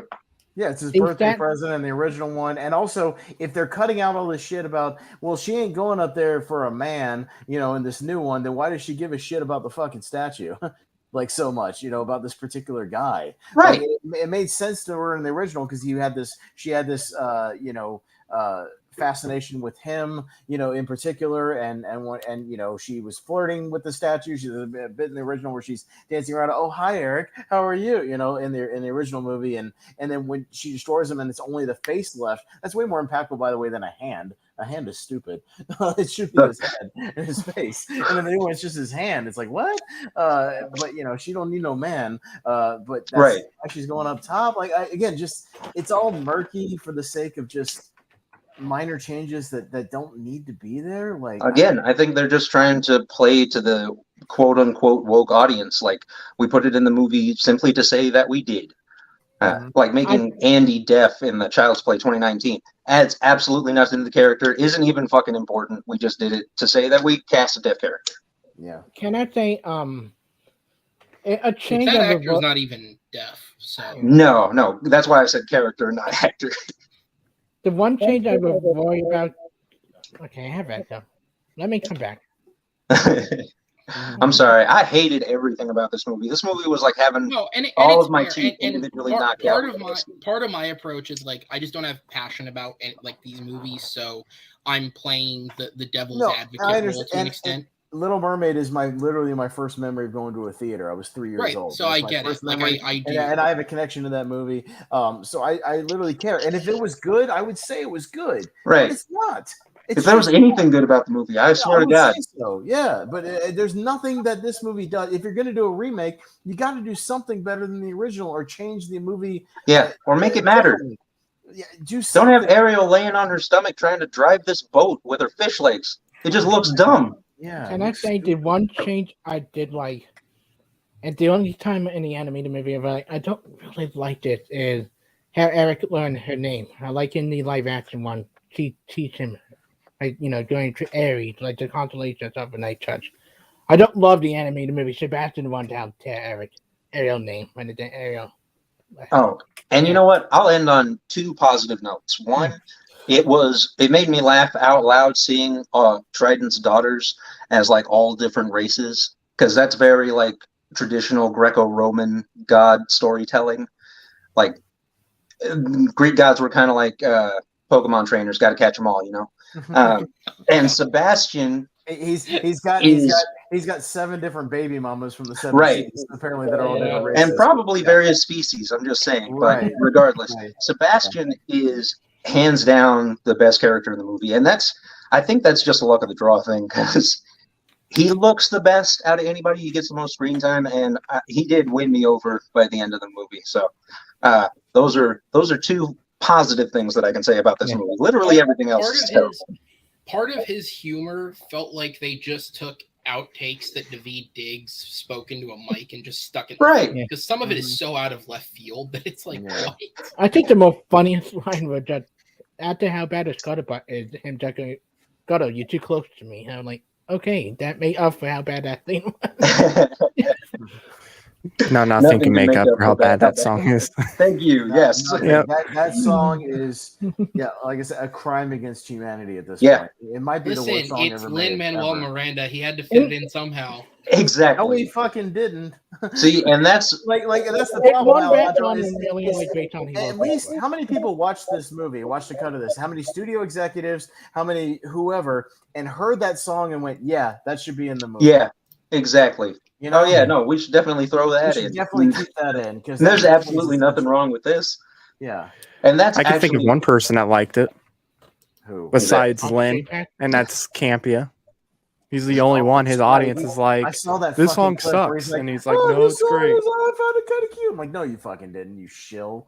It's not good. You fucking access a terrible shill. No, you didn't. So it's really fucking bad. That's ultimately what also ruins Maui in Moana, because The Rock is good with like Elvis type rock and roll songs, because we've seen him do it multiple times in the WWE. Yeah. Him trying to do whatever weird techno rap Lin-Manuel Miranda is known for doesn't work, because it's not a good style of music is the first thing. I'll admit I skip around my workplace's halls listening to that song. I will admit. But like that, it's not the worst. It's not the worst thing he's ever written. Definitely not. I think we all learned that after watching this movie. I haven't even really talked about the movie too much. I'll get into kind of more in depth thoughts. My problem with the movie is no, you're good. You're good, guys. It was fun listening to you guys bash this movie, and I discovered I was added to a list on Twitter. I'm more like on the other end. You're mad. I was just gonna say, as you'll see at the end with both of our scores when we end the segment, you guys probably have more passion about this one way or the other than either of us do. So yeah. No, while you guys were arguing, I went on Twitter, just looking to see if there's anything popping up so I could bring it up on the show. And I got added to a list, and the list name is called Dumbasses. So somebody saw something I put out there and it was like, this guy's a dumbass. Let me add him to this list. But to go back to the movie, my main issues are story-wise. Like, in some of the music stuff, I wasn't too big on either. Like the Under the Sea stuff, it kind of like Lion King with Can't Wait to Be King. It's just like it didn't do anything. Like, I really enjoy Under the Sea, that whole thing from the animated. Yeah, it's better than the Lion King, but Under the Sea was like, Can't Wait to Be King, where I Can't Wait to Be King, it's more like fun and energetic. And in the movie, each one of these movies has a show-stopping big number, almost like a big Broadway show. Beauty and the Beast, it's Be Our Guest is the big show-stopping number. In Lion King, it's I Can't Wait to Be King, and also there transitions into the second act, by the way. So it's important for that aspect. This in Little Mermaid, it's Under the Sea. In Hunchback of Notre Dame, it's the Feast of Fools song. Yeah, in Aladdin, it's the You Got a Friend Like Me. Friend like Prince Ali, I would say. Yeah. Or which both honestly, really, in terms of the show-stopping element, might be the best adaptation they've done. Yeah, Aladdin, I think, did the best out of all the remakes as far as like the show-stopping songs. Because, like I said, like that Lion one King's, particular element. I Can't Wait to Be King is just boring in the movie. Under the Sea is boring in this movie. Be Our Guest is kind of fun. I haven't seen that movie in a very long time, so I mean, it might also just be boring too. But yeah, Aladdin, it at least had some fun with it. Like, they did things in it. It didn't look like they were just kind of standing around singing a song. But yeah, my main issues with this movie: story, some of the music, Scuttlebutt. Len, you right to jail. Just go right to jail. And really quickly, worst thing I've ever heard. You're gonna do the Part of Your World reprise in the wrong fucking key. Anyway, continue. Yeah, that is true too. I will say I actually thought Haley Bailey's singing is really good. I think she's really going to benefit with this movie coming out the same year, The Color Purple. comes out, I think Can't wait for the you're gonna Color get some of the people that maybe wouldn't go see it but liked this movie, and they'll be like, "Oh, Color Purple! She was in Little Mermaid," and I think that's gonna help that movie a lot. And I think that's gonna be the movie where people are like, "Yeah, she's a good actress," because I really think it's Rob Marshall that kind of. Rob Marshall's he's not a kinda good the issue. director. Can He's we not a stop good this shit with director, and- Rob Marshall? He's a bad I'll give director. him. Yeah, and He he, ruined I think everything he touched. Yes, Like, why do they keep I think- insisting on fucking getting this guy? Get But somebody he, different. right, but I think he was a big reason why I think her performance just wasn't as great as it could have been. I would probably agree 'Cause with I don't that. think she was terrible. I think she was fine in the movie. I thought she was really performance-wise, good in the movie. But I do put Rob Marshall kind of as a reason why, because The performances are kind of terrible director. across the board, so I can see that. Well, I mean, I thought Melissa McCarthy was good in the movie. I enjoyed Again, her. Grimsby is the best actor in the movie. Yeah, He might like be the best she character in gives the movie, honestly. I didn't yeah, mind them like expanding she's him a the little best bit. in That was this fine. movie for sure. Yeah. But like it's like I said, I don't think it's anything spectacular, and other than like Scuttlebutt and some of the other like story decisions they make, it's just it's a whatever type of movie. It's The like it's a problem- fine movie. Yeah. It's not great. I think seeing Flounder and Sebastian together really threw me off, because like Sebastian doesn't look 100% like a real crab, but Flounder kind of does look like a fish, and it's like that whole like it just throws you off. And then like Scuttle some of fucking breathes underwater. CG, Like, So That was yes, moving. like, I'll throw this up on screen because it, again, not as much of a passion for musicals, so I can't say I quite agree Chicago's as not hard. bad. But I will say, even as someone who's not a big musical guy, Rob Marshall's films are mediocre at best for most of his filmography. So again, we'll throw in the comment here from Brian enjoying Rob Marshall's Chicago. From I made the 20 same years argument ago. I made with 20 the years That was ago. 20 years ago. Yes. yeah, that's The like problem with- It was 20 years ago. with a wildly successful movie with two very If strong anything, lead I'd actors. argue. If anything, I would argue that the writer of Chicago, Bill Condon, is a better musical director than Rob Marshall. Well, Yeah. and here's the thing about Chicago specifically, that musical, because I'm a nerd, that musical bombed horribly when it debuted. It actually had Bob a Fosse, research. right? I'm sorry? It's Bob Fosse. That's Chicago, right? Yeah, Fosse, yeah. Yeah. A lot of like swing jazz and 1920 style music. It's a great soundtrack, but it bombed when it first debuted because people, one, weren't used to seeing lead actresses, and two, the content of criminals and stuff wasn't selling with audiences. It resurfaced around the same time that the O.J. Simpson trial was going on. So like celebrities in prison was a big thing, and that story happened to catch wind. And that's the only reason that movie happened at all. But like I said, the writing and the music are actually really good, straight from the Broadway show. And putting Catherine Zeta-Jones and Renee Zellweger in the movie, there was no chance that it could fail. Yeah, I was. Yeah. The problem with Rob Marshall, and I've been on this many times, he got lose the heart of what made the material special. I'm not sure you agree with me, but he did with Into the Woods for really not great directing choices. Bro, I'm going to be honest with you, Mary didn't see Poppins fan. I fucking hated Mary Poppins Returns. Yeah. I hated that movie with a Yeah. Which passion. and for what it's worth, Which that's a great as we'll get to in a Lin-Manuel second, Miranda song. Yeah. I think Mary Poppins Returns, Into the Woods.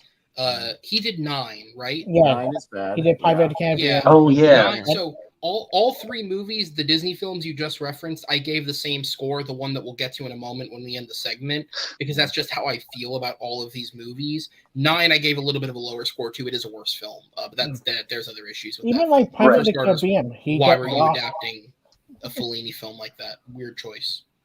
I think honestly the only film I ever liked was Chicago, and I like Memoir of Geisha. That's been it. Like, Oh, I completely forgot about Memoirs of a Geisha.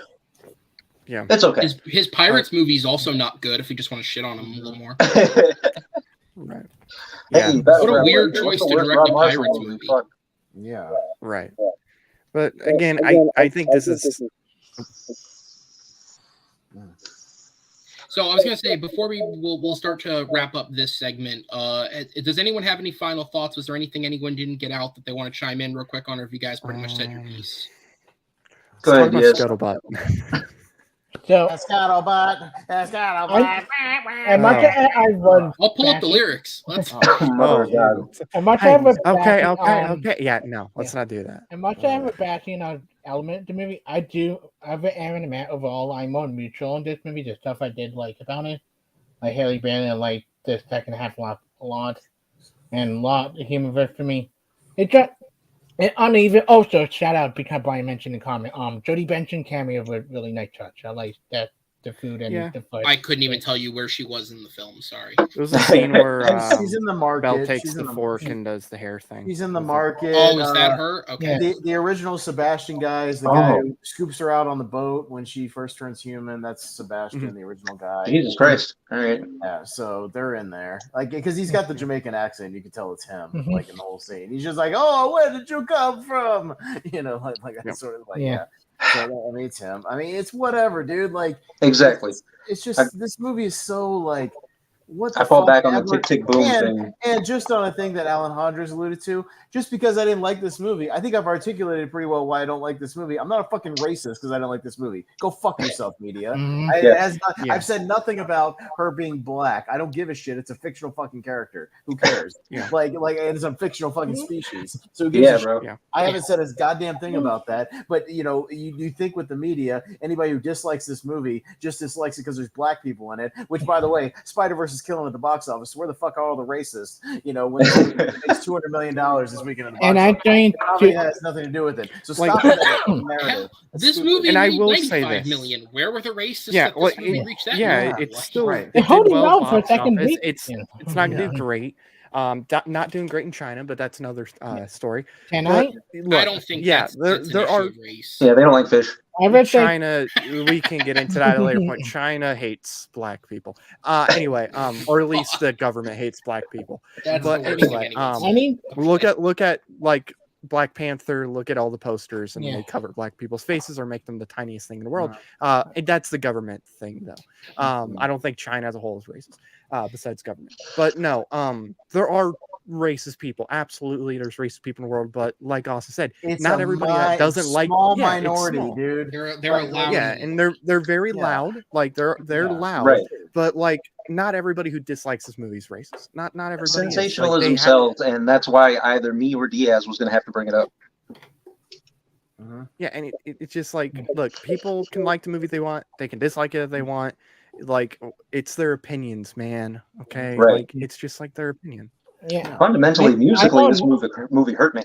Yeah, I'm more neutral on this than Austin and Alejandro. Also, want to hear a better song that wasn't for the animated movie? Go listen to the Broadway soundtrack. Her voice in a much better song. All right, and you know what? Again, she's dubbed throughout the entire movie, so I don't know what she actually sounds like. Yeah, well, and yeah, one other thing to what Brian said in the comments. Yeah, we got Scuttlebutt, but not Chef Louis Le Poisson. Like, Right.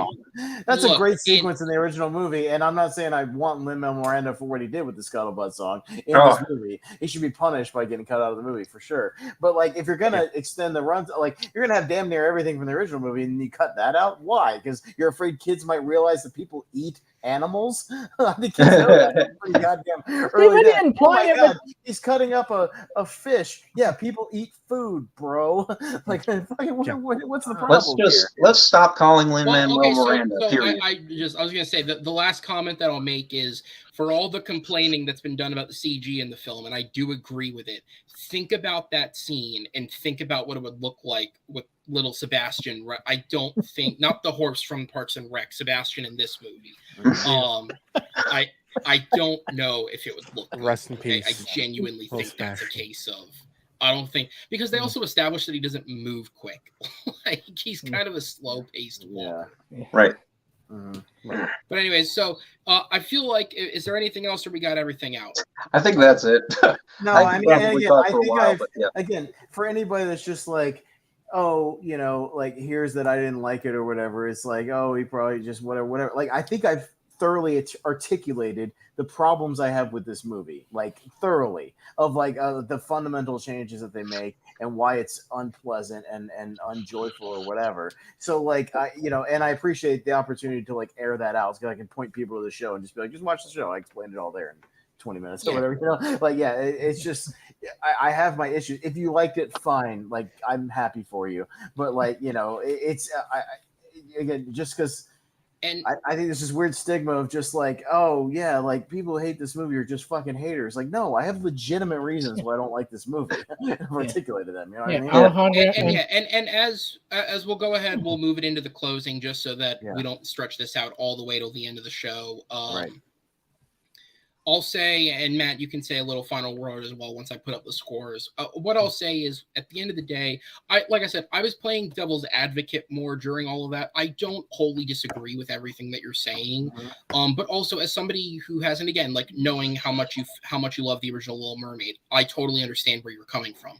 As someone who thinks it's an excellent film but doesn't have the emotional connect, Chris, don't bother writing whatever it was you were trying to say. We're not going to be able to read it. But as somebody who doesn't carry that emotional connection to the original film, this is not a better film by any fucking means. I'm not going to sit here and say that. But at the end of the day, I sat, the 2 hours, 15 minutes, or whatever the hell the runtime is, I sat through it. And at the end of the day, yes, it has issues. Yes, there's things they updated that they probably shouldn't have changed. But there's also changes that I think did, at the very least, made it a slightly different film, if not, certainly not a better film, but it made it a bit of a different film.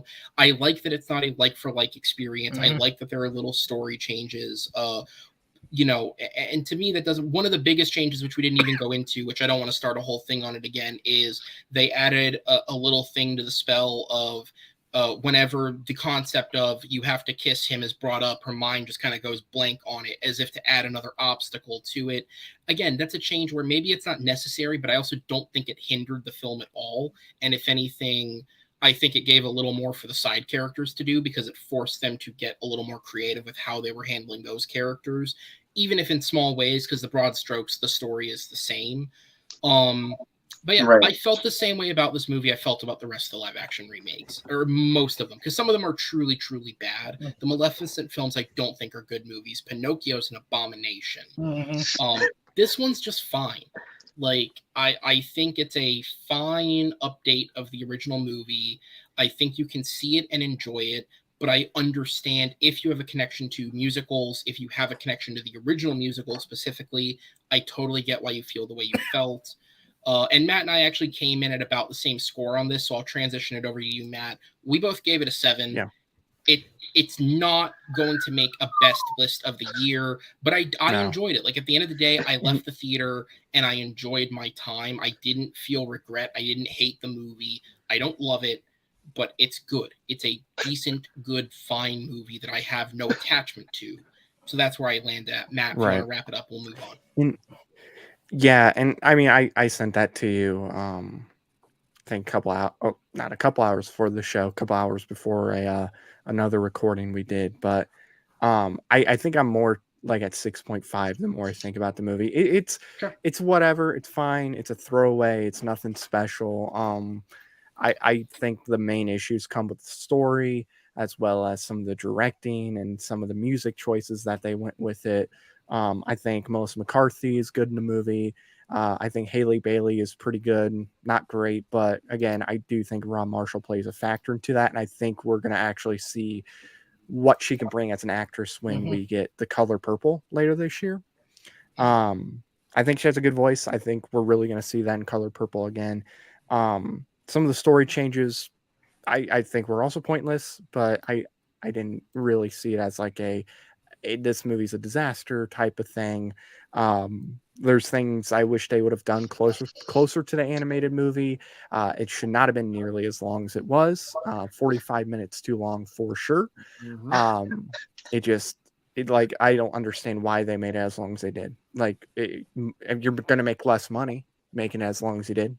Cut out 45 minutes of it, make it more like an hour and a half, and you probably make another $10 million opening weekend. But that is here or there. Yeah, fine movie. Definitely not the best of the Disney live action movies, but I do think it's far from the worst. I don't think it touches Pinocchio or Alice in Wonderland Through the Looking Glass. It is quite bad. like those movies are quite bad. This is it's harmless. It's something that like my mom will watch and enjoy and have a good time with. My sister, she hates Disney now because of things I will not get into because I will just spiral into a whole other thing. And if random people see this, then they'll hate my sister. So I'm not going to get into that. Oh, well, Okay, serious question. Is it Hallie or Haley?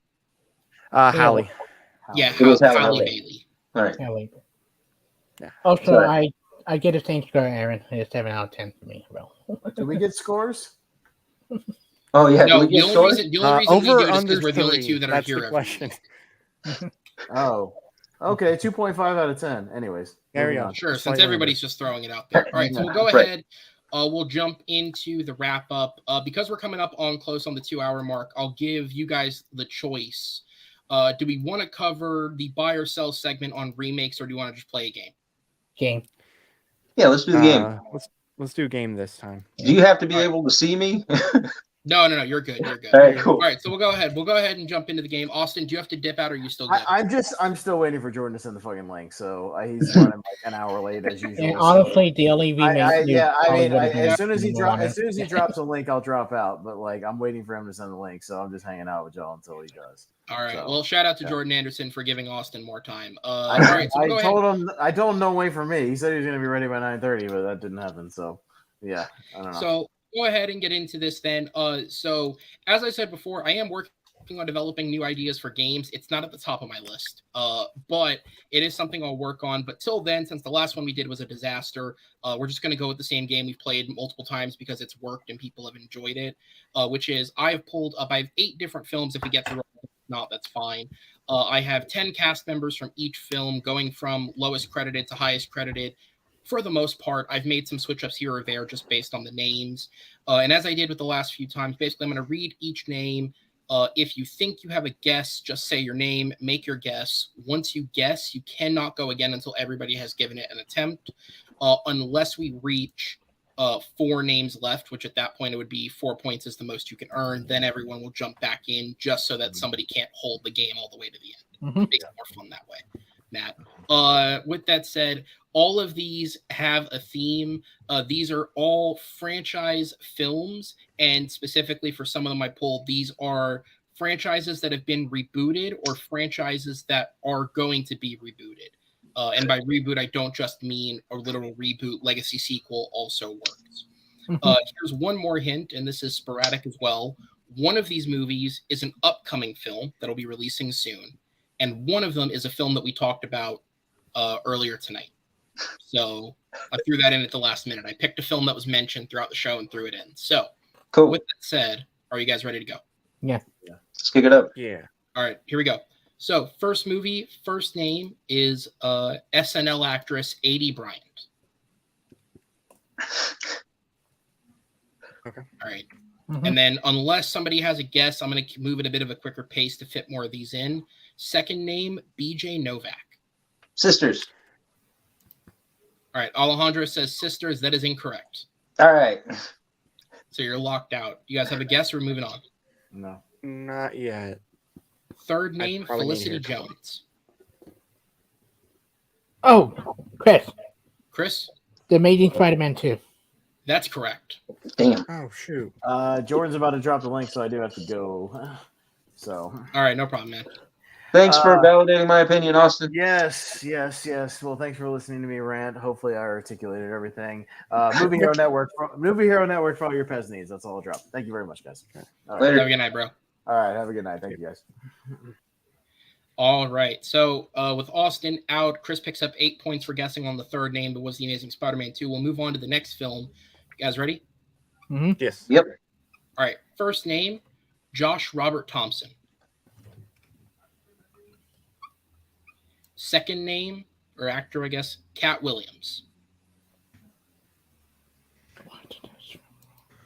Third actor, Usher. Oh. Bad Boys for Life? That is incorrect. Pause. All right. So Diaz, Matt, any guesses or move on? No, I have no clue. All I right. have Fourth two guesses. actor, Jerry O'Connell. Oh. Fifth actor, Tyler Posey. No. All right, so we're at the halfway point, so I'll run them back down. Josh Robert Thompson, Cat Williams, Usher, Jerry O'Connell, Tyler Posey. Any guesses? No. No. Jerry O'Connor the one that I'm trying to figure out. All right. Sixth actor, Terry Crews. Oh. No. All right, do we have any guesses? No. Guess. Getting closer. All right, so need at to this hear the point, name. I'll run down all the names again. Once I do, Alejandro, you're back in. Oh, So it's wow. Josh Robert Thompson, Cat Williams, Usher, Jerry O'Connell, Tyler Posey, and Terry Crews. Ready? Mhm. Seventh actor, Lindsay Lohan. Oh. I'll just guess one. Matt, And I know it's wrong, but The Parent Trap. that's incorrect. I'll throw out a guess. Herbie? Okay. That's incorrect. All right. So, Chris, it's just down to you. Do you want to guess or do you want another actor? Another actor. All right, eighth actor, Charlie Sheen. Oh. Oh. Is it Machete Kill? That's incorrect. Everybody's back in. All Any right. guesses or do you want the ninth actor? No. I Give me know nine. 9. Ninth actor, Simon Rex. Oh. Chris. Don't know who Chris? he is. Scary Movie 5. That's correct for 2 points. Oh, that one got rebooted? Oh. I didn't know Well, that Scary would count. Movie 5 was a semi-in-universe reboot. I Oh, did not know okay. that. It But was also I hate those launched- movies, so that's okay with me. We can't relate. We're thinking with Machete or by Scary Movie, so I had to wait more. All right, we ready to move on? Yeah. Yes. Yeah. All right, here we go. Third movie, first actress, Belita Moreno. And since that name is not one you'll recognize, I'll give you the actress as a hint. She's the grandmother from George Lopez, Right. or his mother, I guess, on the show. Either way, however you look at it. I'm not gonna guess it. I Jeez, Wait, I was say gonna the if you first have a name again. guess. Say the first name Belita again. Moreno. Okay, no. I not what I was thinking. All right, second actor, Karan Barar. Who the fuck? Okay. Bless you. Thank you. Third actor, Lane McNeil. I'm not even gonna write these down. I've never heard of these people. Right. Fourth actor, Grayson Russell. Any guesses? No? Not at all. All right. Fifth actor, Steve Zahn.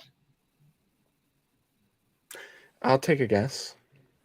Matt? I'm pretty sure it's wrong, but I'll go War of the Planet of the Apes. That's incorrect. Hmm. All right. Do we have a guess, Alejandro or Chris? No, I haven't. I'll take a shot in the dark and say Daddy Daycare. That's incorrect. False. That was the other one I was thinking of too. Right. All right. Here we go. So, Chris, right now you're the only one who can guess. If you don't, either way after this actor, unless you get it correct, they'll both be back in. Okay. All right. Sixth actor, Chloe Grace Moretz.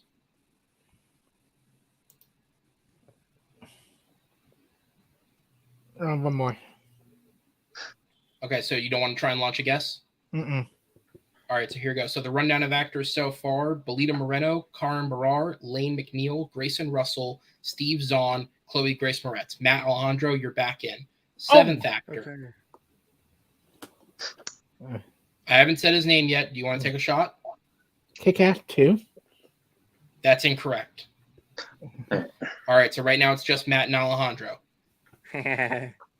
Seventh actor, Devin Bostick. I'll go. Diary of a Wimpy Kid. That's correct. Oh, wow. That's the other one. And for anyone curious, yes, Diary of a Wimpy Kid did get rebooted as a movie, animated movie on Disney Plus. There's 2 of them so far. I didn't know there was 2. I knew there was 1, but I didn't know there was 2. Yeah, the sequel came out last year. Wild. Well, when you said Chloe Grace Moretz, I was like, is she in Diary of a Wimpy Kid? I really And I the just first wanted to one, wait. All right, moving on. You guys ready? Yeah. All right, fourth film. First actor, DJ Khaled. That name sounds Oh, familiar. God. I'll take a shot. I'll Matt? take a shot. I don't know if this is a spiritual sequel or not, but I'll go Triple X, The Return of Xander Cage. That's incorrect. Okay. All right, Chris Alejandro, any guesses? No.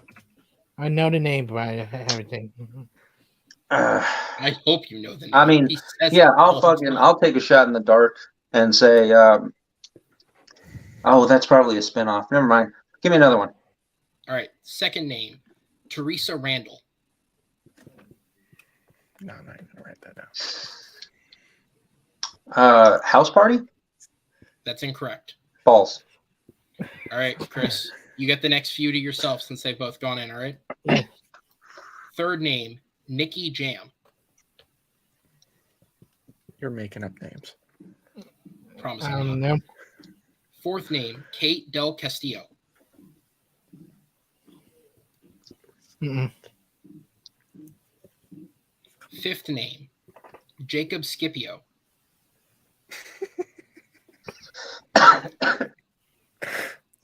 Jesus Christ. Who is this? Sixth This is name, not a real dude. sixth name, Vanessa Hudgens. Oh. All right, now Oh. remember, we're at 6, so if you don't get it right here, they're back in.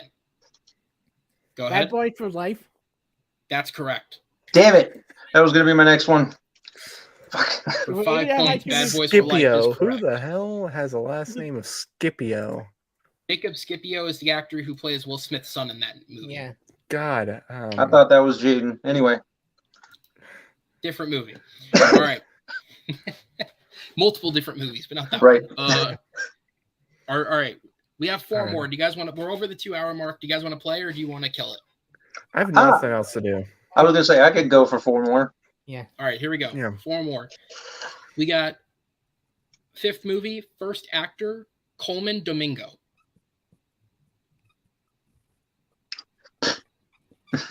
Okay. Second actor, Peter Dinklage. I know who that is. Oh. Third actor, Michelle Yeoh. Fuck. Fourth I'm probably actor. thinking of the wrong movie. Does anyone want to wager a guess, or do you want the 4th actor? I want the fourth. I have a guess, but I'm waiting for the first actor.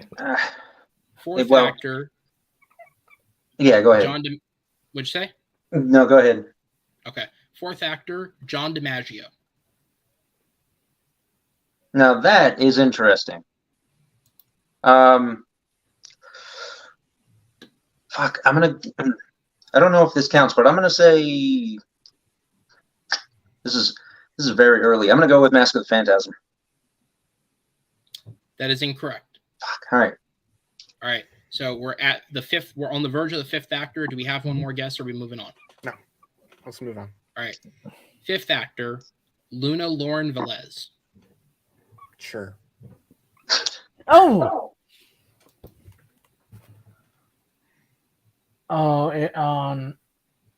It did the Hunger Game, the Ballad of Bag of the Snake, whatever it's called. The Ballad of Songbirds and Snakes. Yeah. That is incorrect. Yeah. All right.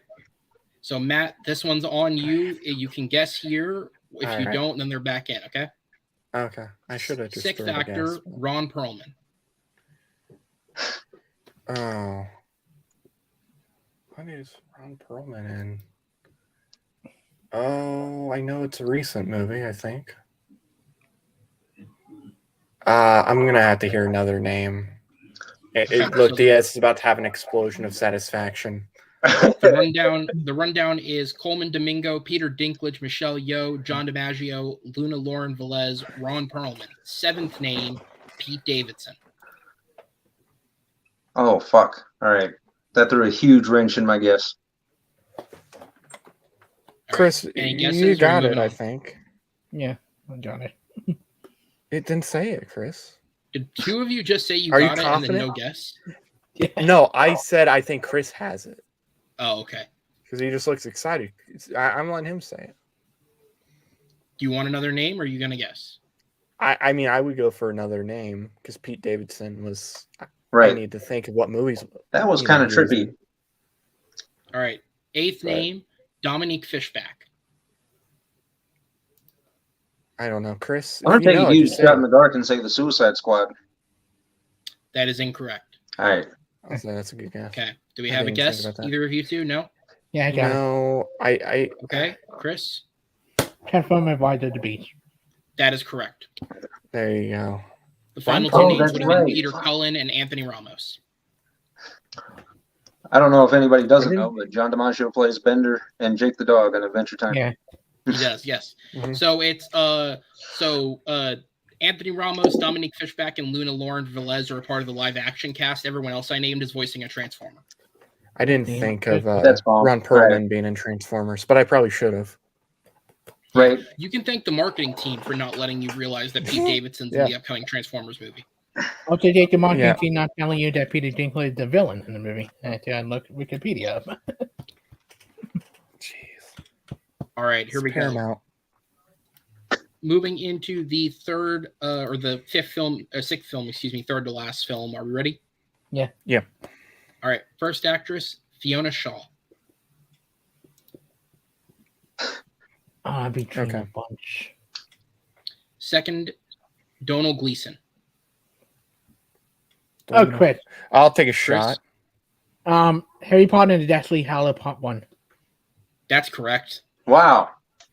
I was gonna guess The Force Awakens just to be fun because it's a spiritual sequel, but It's a spiritual sequel? I didn't think Deathly Hallows would have counted. Yeah, me neither. I went with which one Fiona But Shaw it was the least, and Donald Gleason to help me out. It's all good. Yeah, like no, it doesn't actually matter. But yeah, I don't know if that one's. Yeah, I'm not. No, I just have a Fiona Shaw is New, like in the beginning of the film when Fantastic Beasts, absolutely. yeah, Fantastic Beast for sure. But yeah. All right. So Again, ready? I wouldn't have guessed that anyway. But yeah. Right. And- I wouldn't have known, but yeah. All right. So actually, for what it's worth, I just thought about it for a second more. This was totally accidental. I had said before one of these films would be upcoming. One of them we had talked about already tonight. Wildly coincidentally, so two of these we've actually talked about tonight. Both remaining films. So that's your hint. All right. Cool. All right. Here we go. First name, second to last movie, Louise Bush. Sounds like a nice fellow. Second name, Christopher Jackson. I'll take a shot, man. I don't know any of these people. I'm gonna go to Little Mermaid.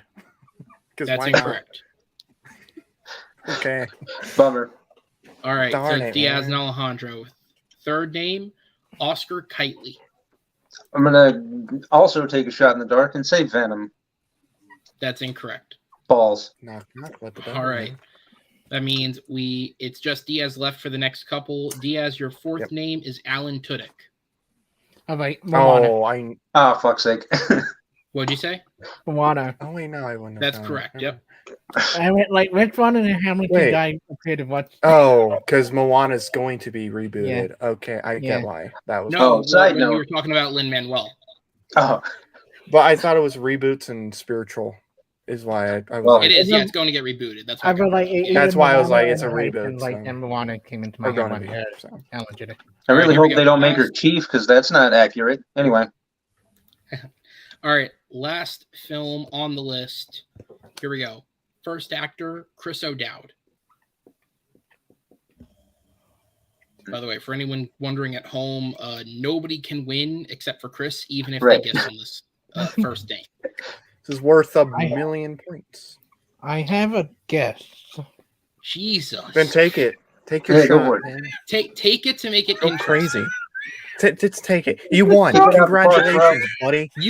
Chris, hold up. Congratulations, You've buddy, old won pal. the game. You've already won the game. Just to make it interesting between these two, take the guess. I want to see if you can nail it. Throw it out. yeah. Let's. So let's did see you Dot get it Rob? right.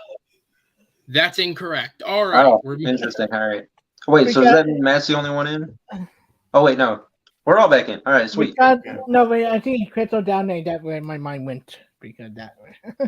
All right. And as a reminder, this is a film we talked about tonight. So, Right. There you go. okay.